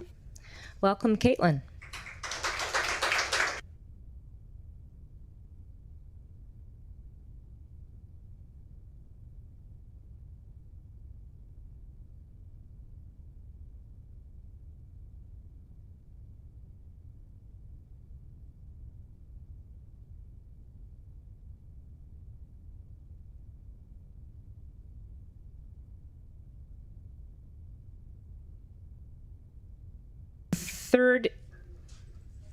Our next recipient from District 2.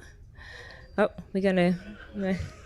next recipient from District 2, Oyster Pond Academy, is Amber Bayers.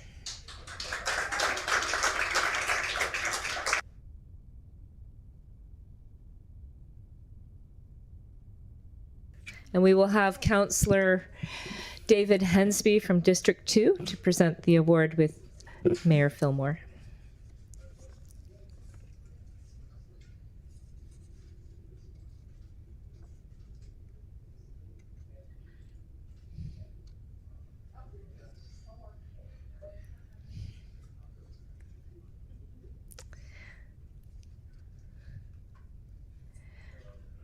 Okay. Our next recipient from District 2, Marine Drive Academy, is Jamie Falklandham. Welcome, Jamie. Congratulations.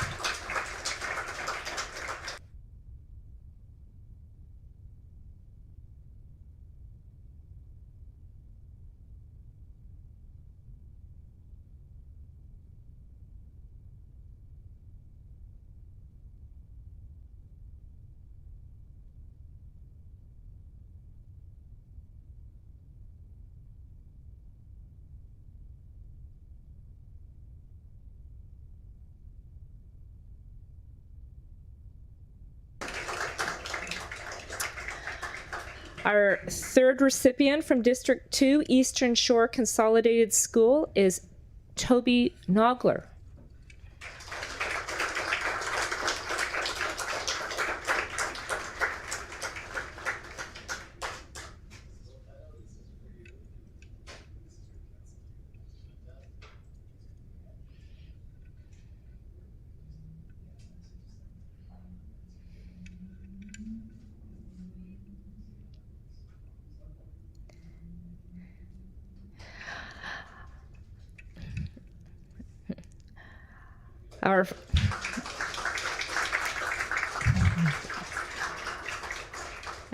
Our fourth recipient from District 2, Ross Road School, Kaylee Meany.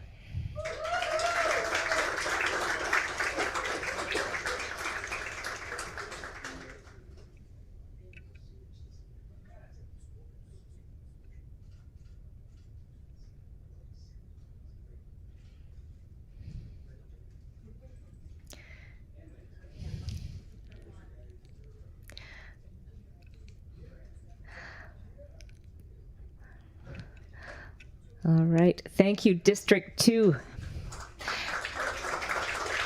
Next we have District 3, and we're going to have Councillor David Hensby presenting on behalf of Councillor Becky Kent, who's not well tonight. Our recipient from District 3, Island View High School, is Autumn Bennett. Welcome, Autumn, and congratulations.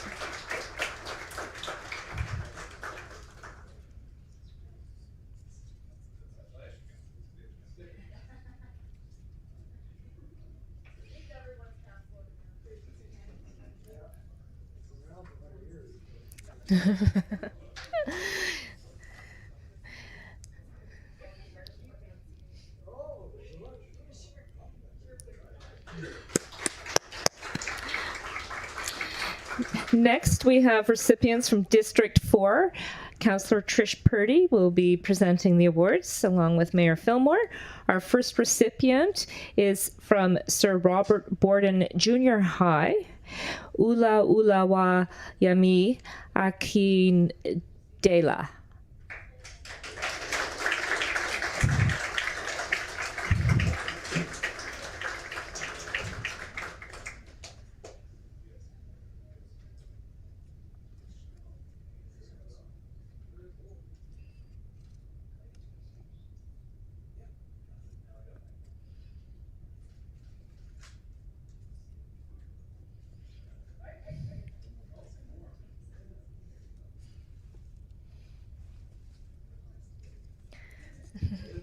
Yeah, get in there. Get in there, Mum.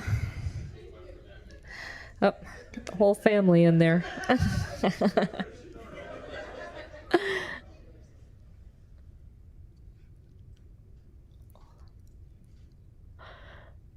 Okay. Congratulations, Ola. Next, we have from Graham Creighton Junior High, Joanna Joshi. Congratulations, Joanna.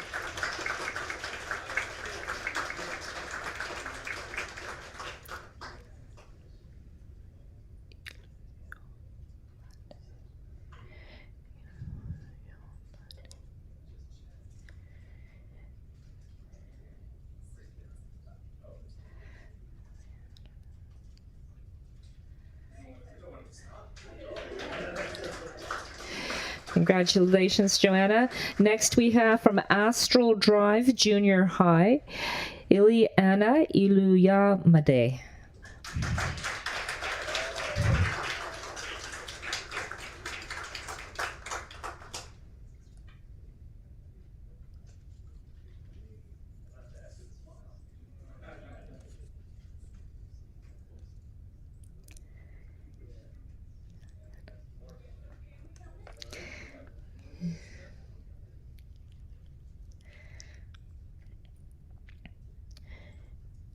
Congratulations, Eliana.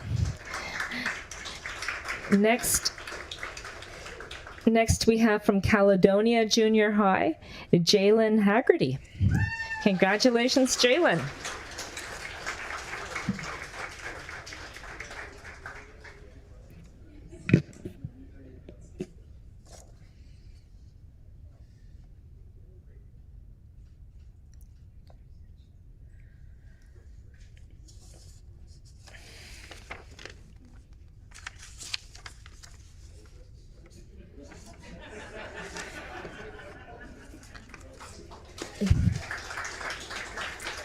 Well done, District 4. Next, we move on to District 5, and we will have Councillor Sam Austin presenting with Mayor Fillmore. First, we have from District 5, from Ellenville Junior High, Rukuya Mohammed. Welcome, Rukuya.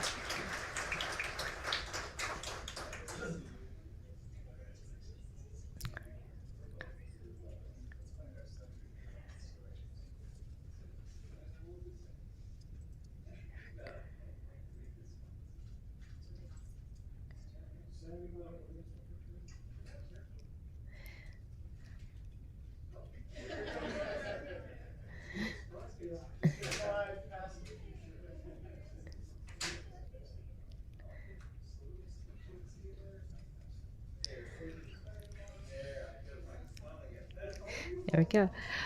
Congratulations, Rukaria. Oh.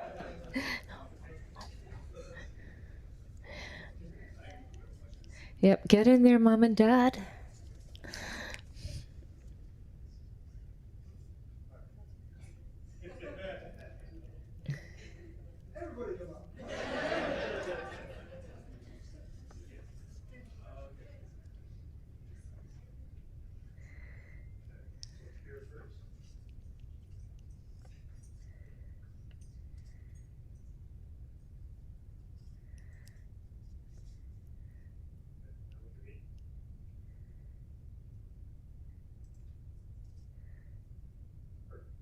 Well done. Thank you. Next, from Dartmouth High School, we have Evelyn Best. Congratulations, Evelyn.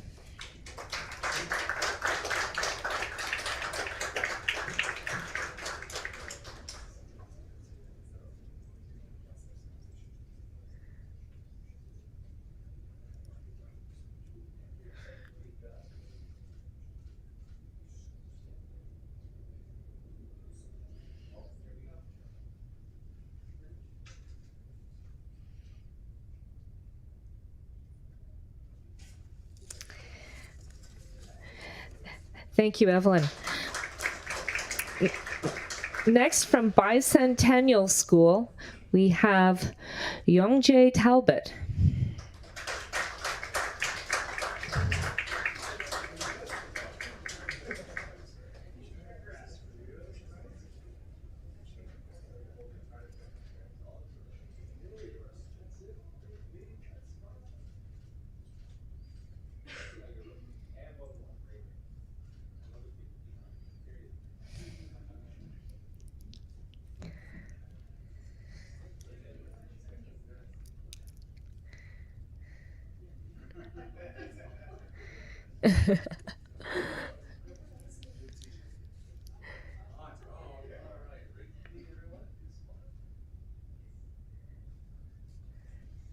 Thank you.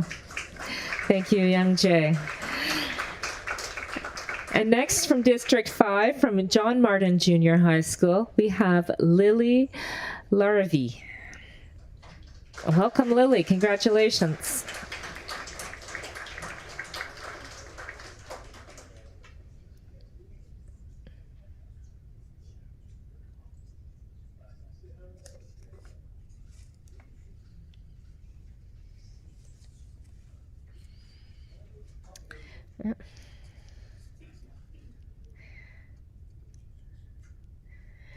Congratulations, Lily. Thank you. Oh.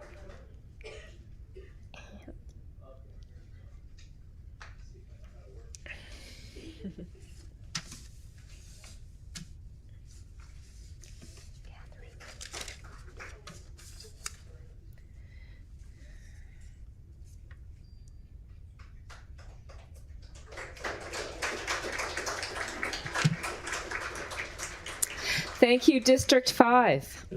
Next, from District 6, we have Councillor Tony Mancini, who will be presenting the Citizenship Award with Mayor Fillmore. And our recipient from Eric Graves Memorial Junior High is Sophie Moore. Congratulations, Sophie.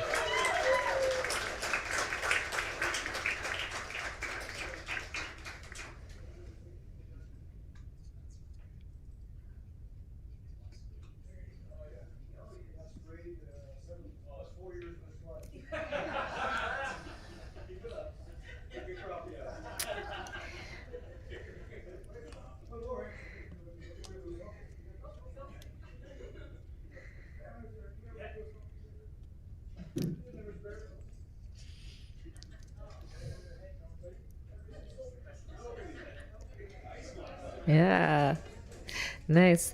Thank you. Oh, almost.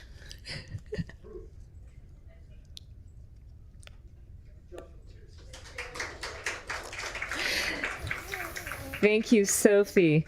From District 7, we have Councillor Laura White, who will be presenting the awards this evening. And our first recipient from Sacred Heart School of Halifax, Barrett Academy, we have Ira Patel. Congratulations, Ira.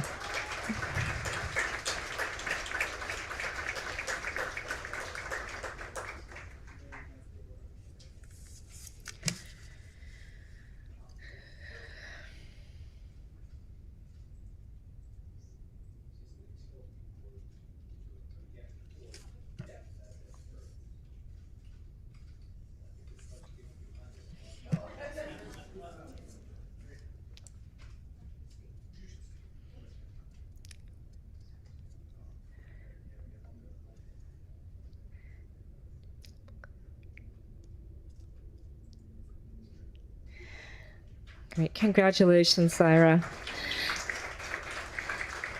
Next, from District 7, from the Halifax Grammar School, we have Ashrinat Chelamkuri.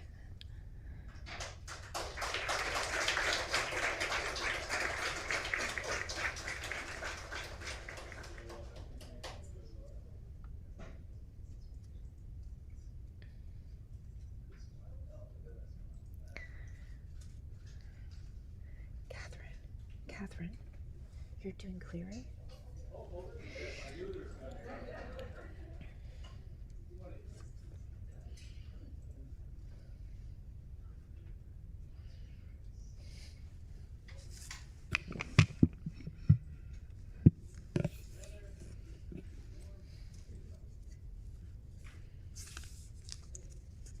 All right. Thank you. Thank you, Shrina. Next, we have District 8, and for District 8, we'll have the Councillor Virginia Hinch presenting the award.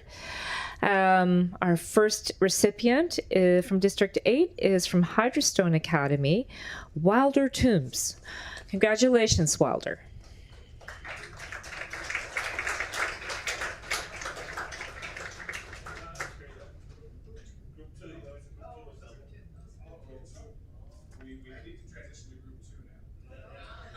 Oh, yes, okay. I was just on a roll here. I was like gonna keep on going. Okay, with that, thank you everyone. Thank you to all the recipients, to all the parents, to all the guardians. I know this means a lot to everyone, and it's wonderful to have you here. Thank you.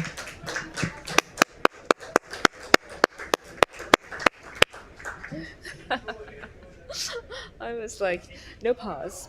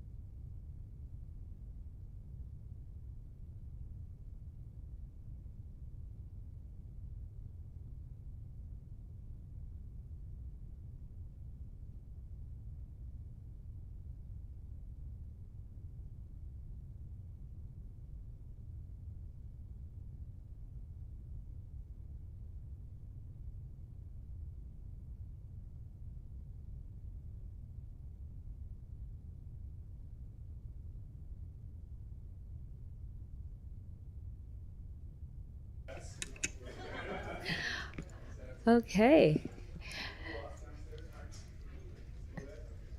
Great.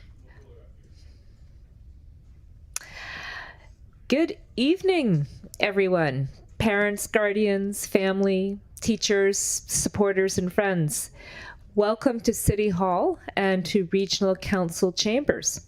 On behalf of Halifax Regional Municipality and my colleagues on Regional Council, it is our great pleasure to have you here to celebrate the recipients of the 2026 HRM Citizenship Awards.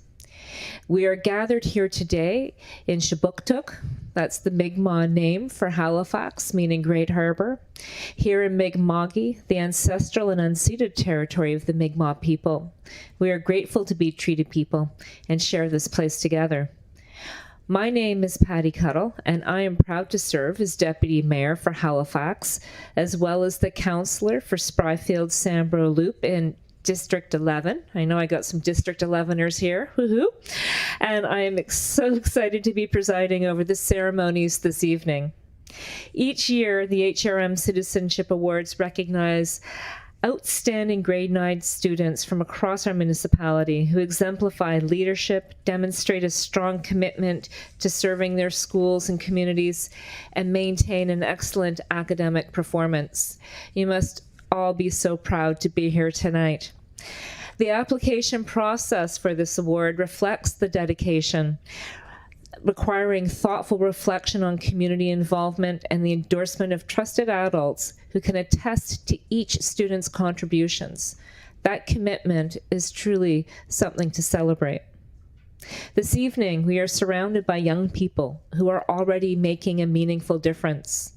Their achievements in both their studies and through their service speaks to their character, their compassion, and to their determination.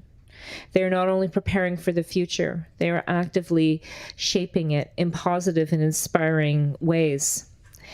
Despite their young ages, comparatively speaking, it is especially encouraging to see how they are already leading by example. Their actions uplift others, strengthen their communities, and remind us of the powerful role that education and civic engagement play in building a better, more inclusive society. Through their efforts, they're helping to create a culture of kindness, leadership, and shared responsibility. For that, I thank them, and I thank you. We all thank you for that. I want to take a moment right now in particular to recognize the parents and the guardians and the teachers and the mentors who have supported these students along the way. Your guidance and encouragement and belief in the potential of these students have helped shape the young leaders we are celebrating tonight. So with that, thank you for the role you play in nurturing their growth and inspiring their success. And now we're going to start the award process here. We're going to call each student up by district, and they'll receive the award from their district counselor and from our mayor, Andy Fillmore. We have a photographer here who will take the official photograph, and then I invite parents to come up and take a photo if you wish, and you know, if you'd like to pop into the photo yourselves, you're welcome to do so. We're going to start with District 8, and we have Councillor Virginia Hinch here with Mayor Andy Fillmore to present the first award for Group 2, which is going to go to Wilder Toombs from Hydrostone Academy. Congratulations, Wilder.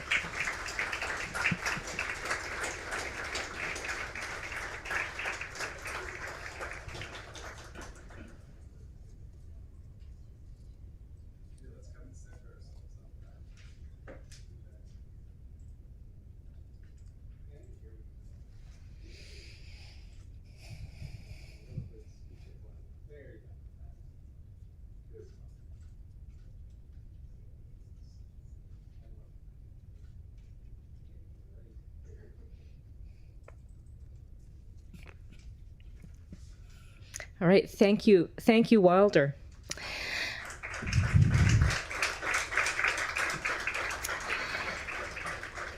Next, from Halifax Central Junior High, we have Charlie Hazel. Congratulations, Charlie.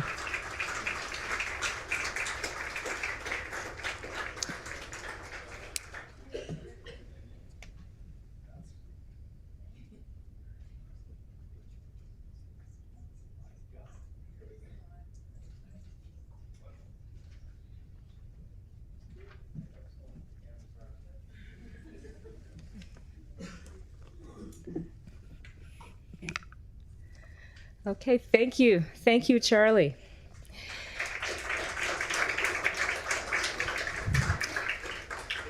Next, from Highland Park Junior High, we have Ismail. Congratulations. It's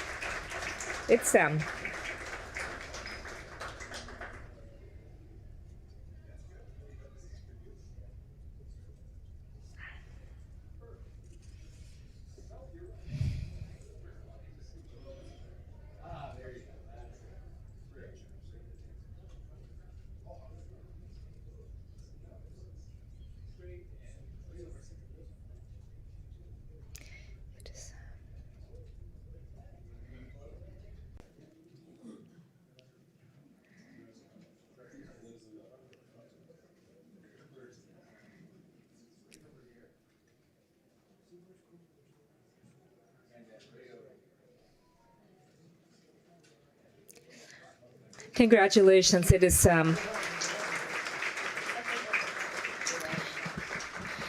okay.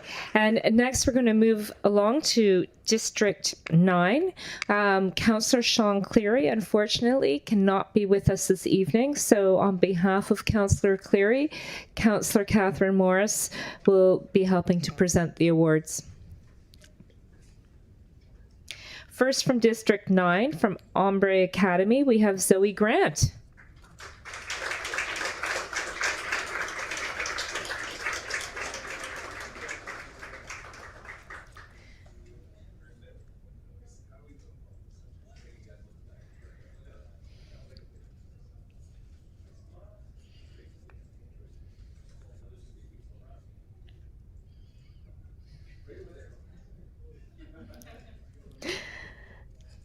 Okay, congratulations, Zoe.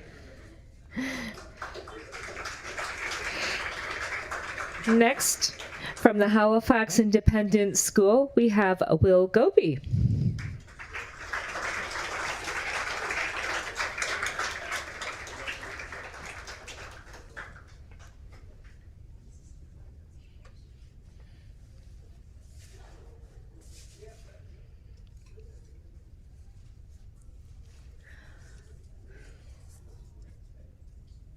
Congratulations, Will.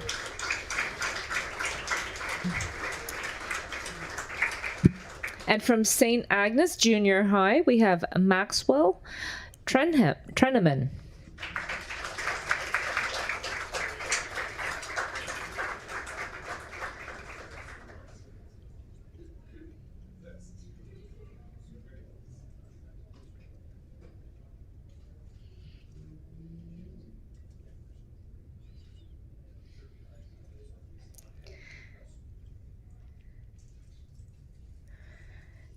Congratulations, Max. Thank you.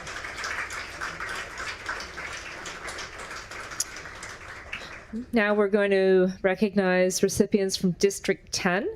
First, we have from École Secondaire du Saumon, Harlow Pratt. Congratulations, Harlow.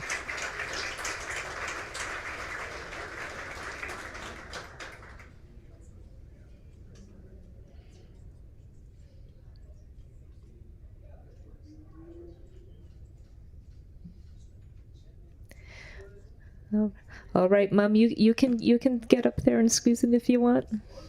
Yep, go ahead.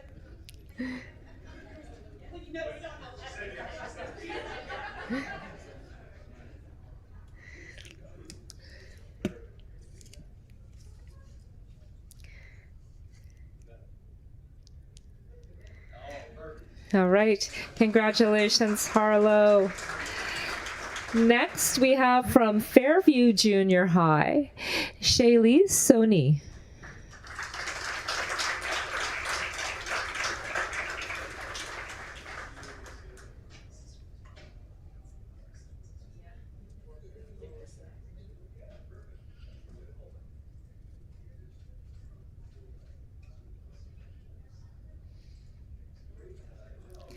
Yep, come on down there, family.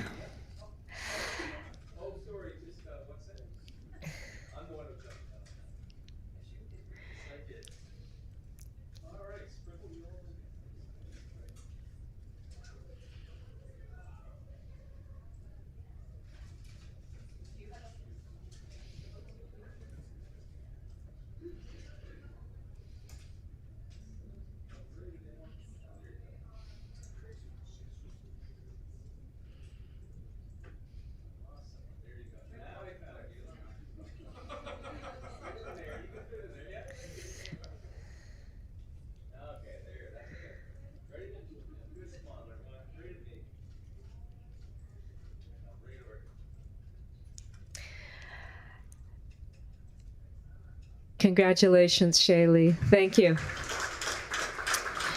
And next from Oxford School, we have Kanan Bassi. Congratulations, Kanan.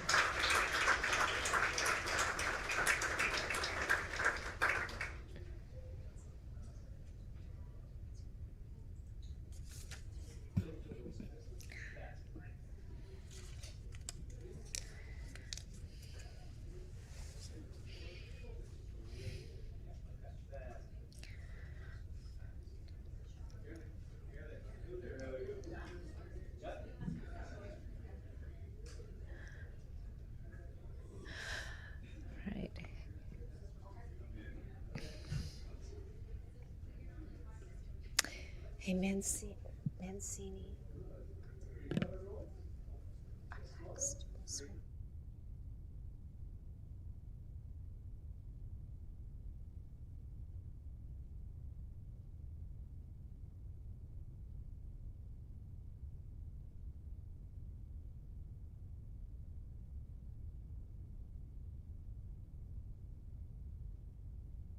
Congratulations, Kanan. Next, we're going to do the recipients from District 11. And for this, I'm going to ask past Deputy Mayor, Councillor Tony Mancini, to take the chair here so I can come and provide the awards.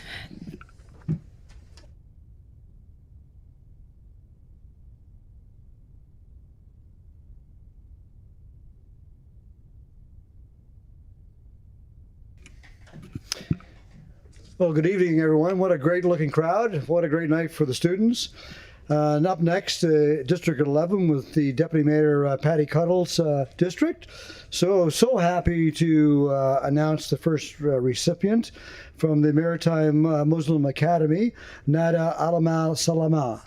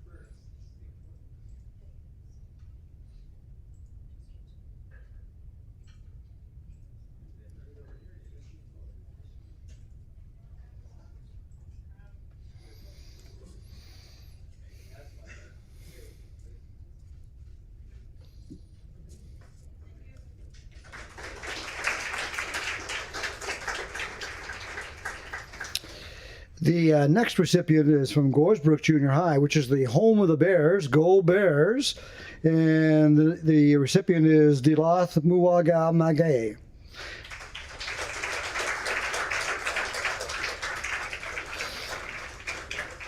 And a hidden little secret, Dilath is good buddies with Carter, Councillor White's son. So inside track.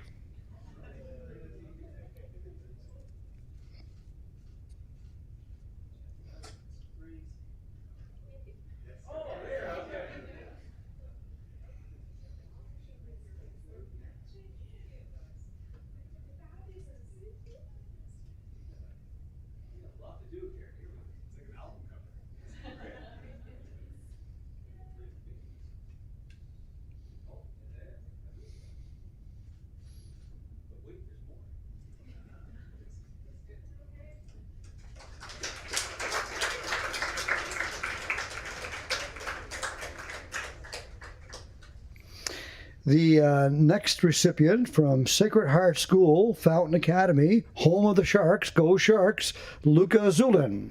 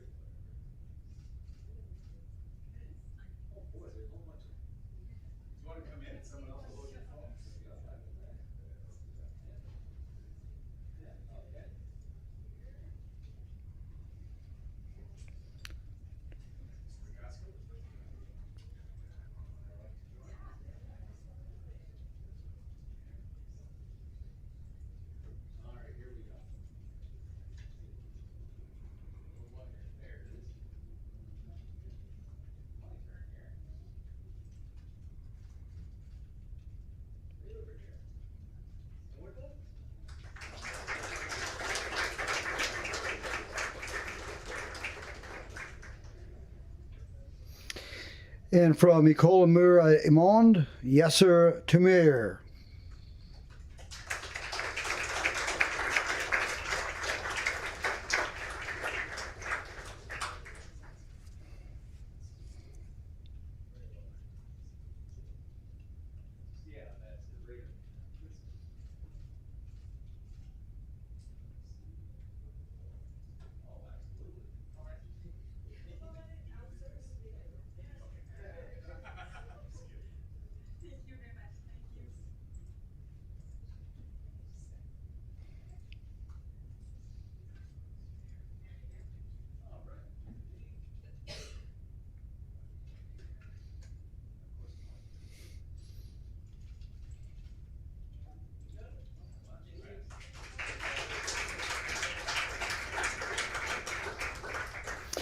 And the last recipient from beautiful District 11, JL High, home of the judges, go Judges, Fiona Kirby.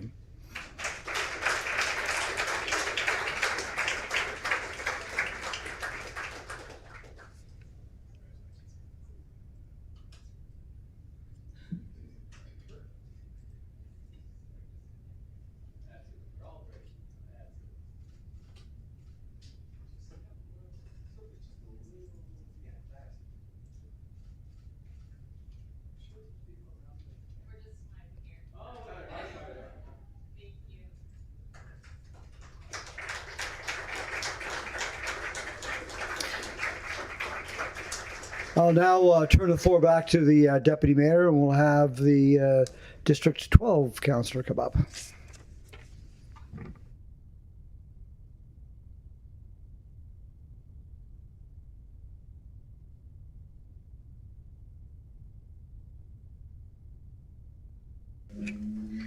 Thank you very much, Councillor Mancini.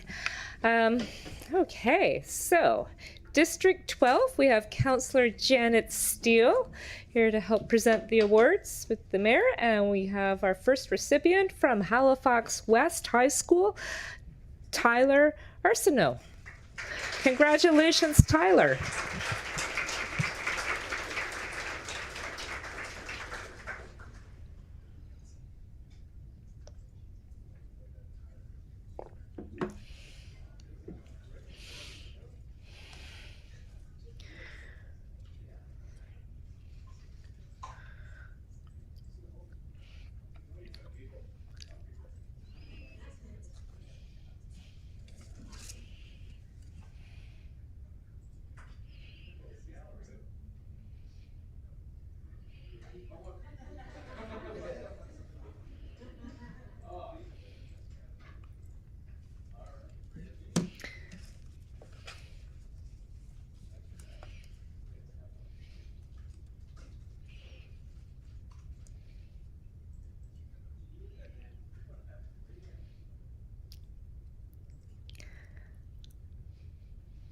All right, thank you, Tyler.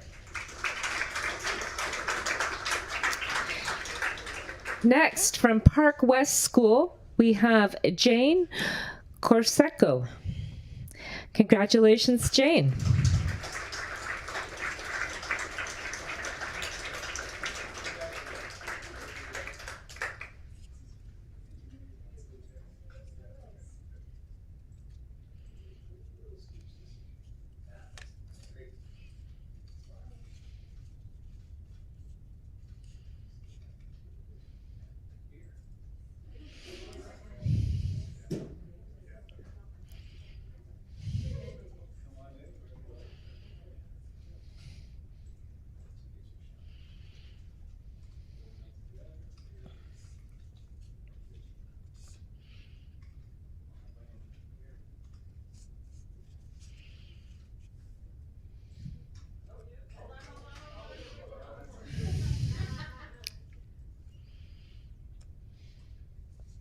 All right, thank you so much, Jane.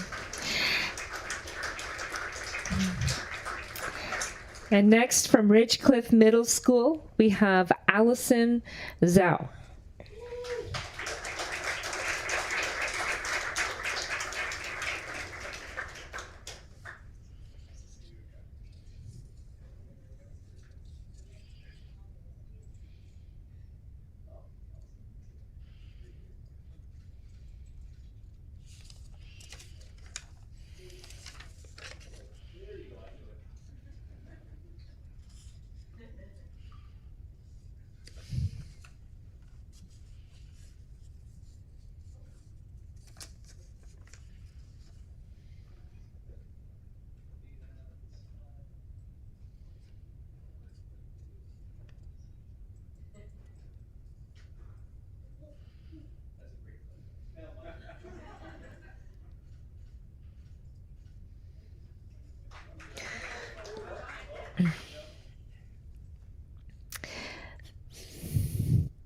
Thank you, Allison.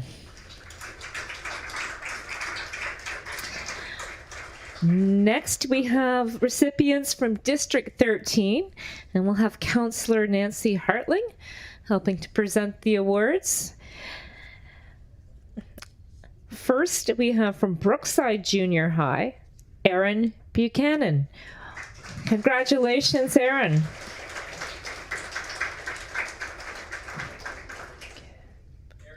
Buchan, sorry, Buchan. I added in some letters there. My apologies, Buchan.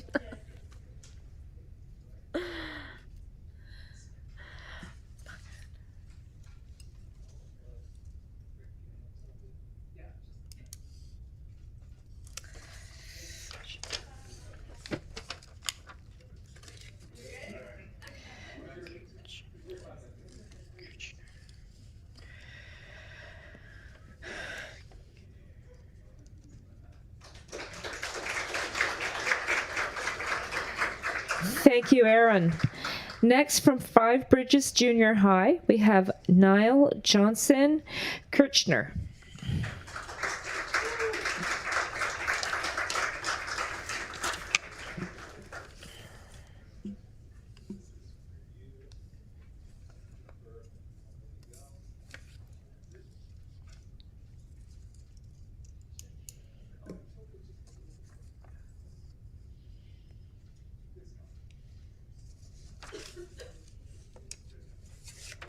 Yeah, nope, we got one more here. Hold on, hold on.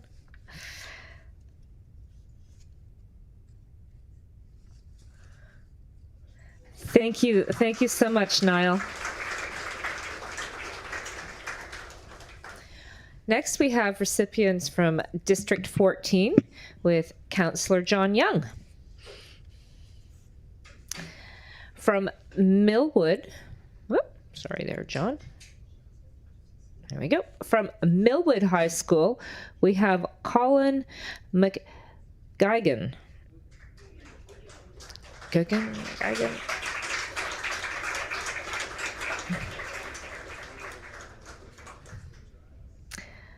Congratulations, Colin.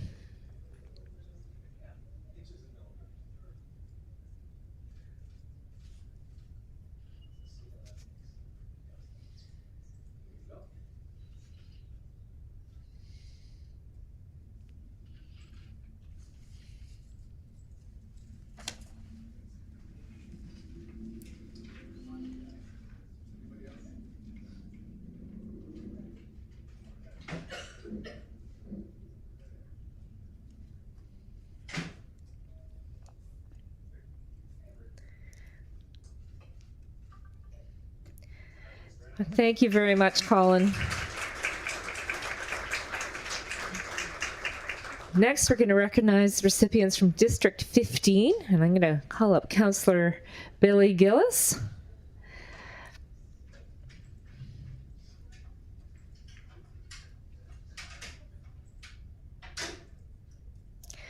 Our first recipient from District 15 from Sackville High is Anyaya Ahmed.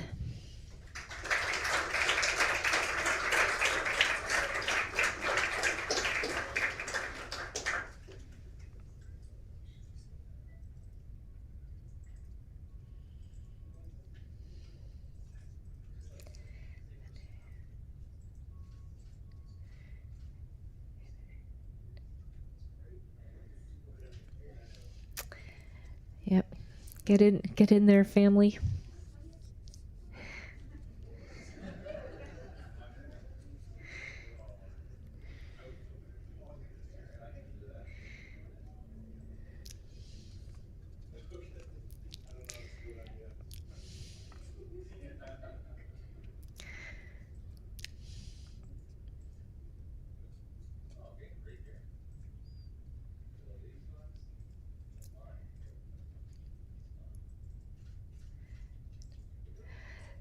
All right, thank you, Anea. Next, from Sandy Lake Academy, we have Maria Hickey. Congratulations, Maria.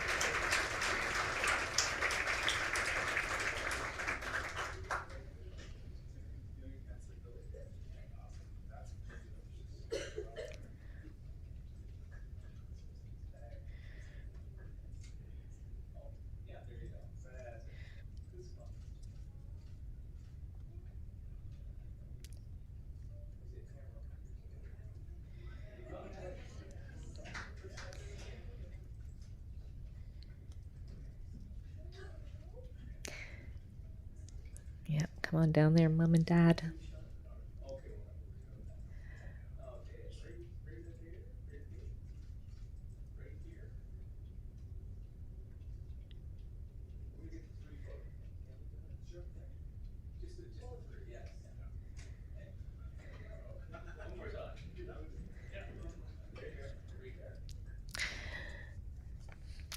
It's a proud moment when you have to get the right photos here.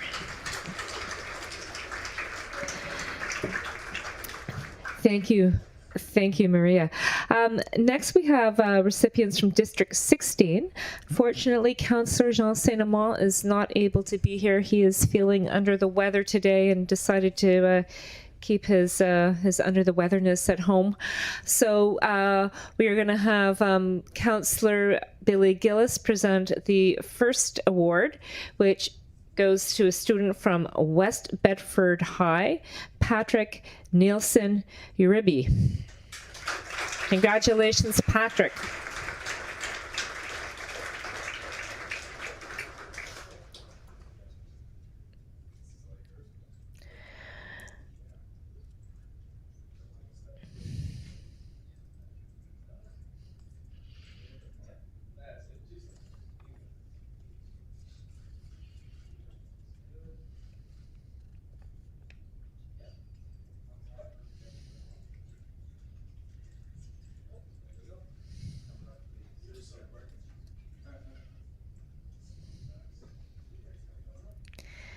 Yep.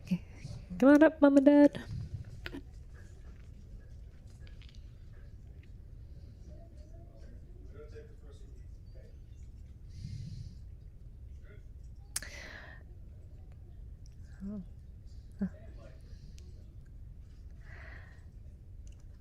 Thank you, Patrick.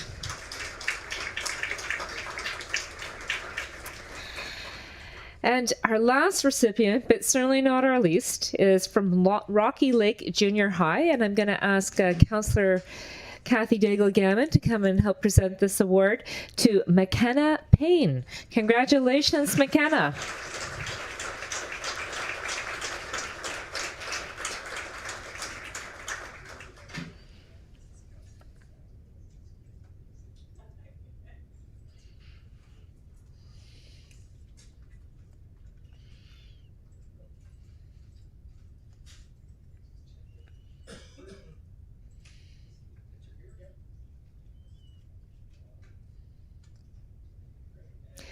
Oh, there we go.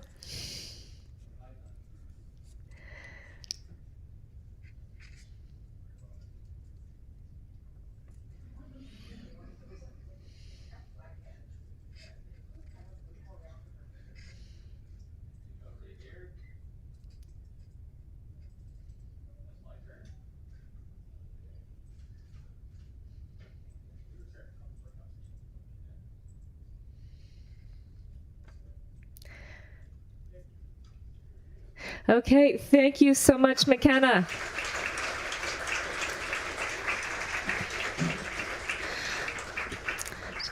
That concludes our award presentations tonight. I do just want to take a moment to recognize our hardworking staff who make this event happen, in particular Tracy.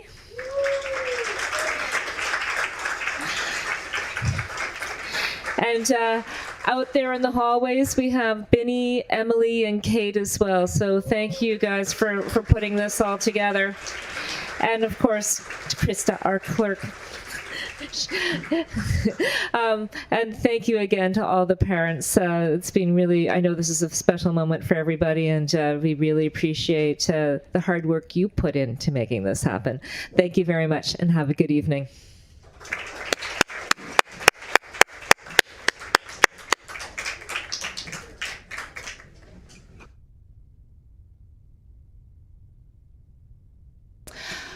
Council, before we go, we need to adjourn. We've got Councillor Sam Austin moving to adjourn, and with that, that concludes our council business for this evening. So have a good one, everyone.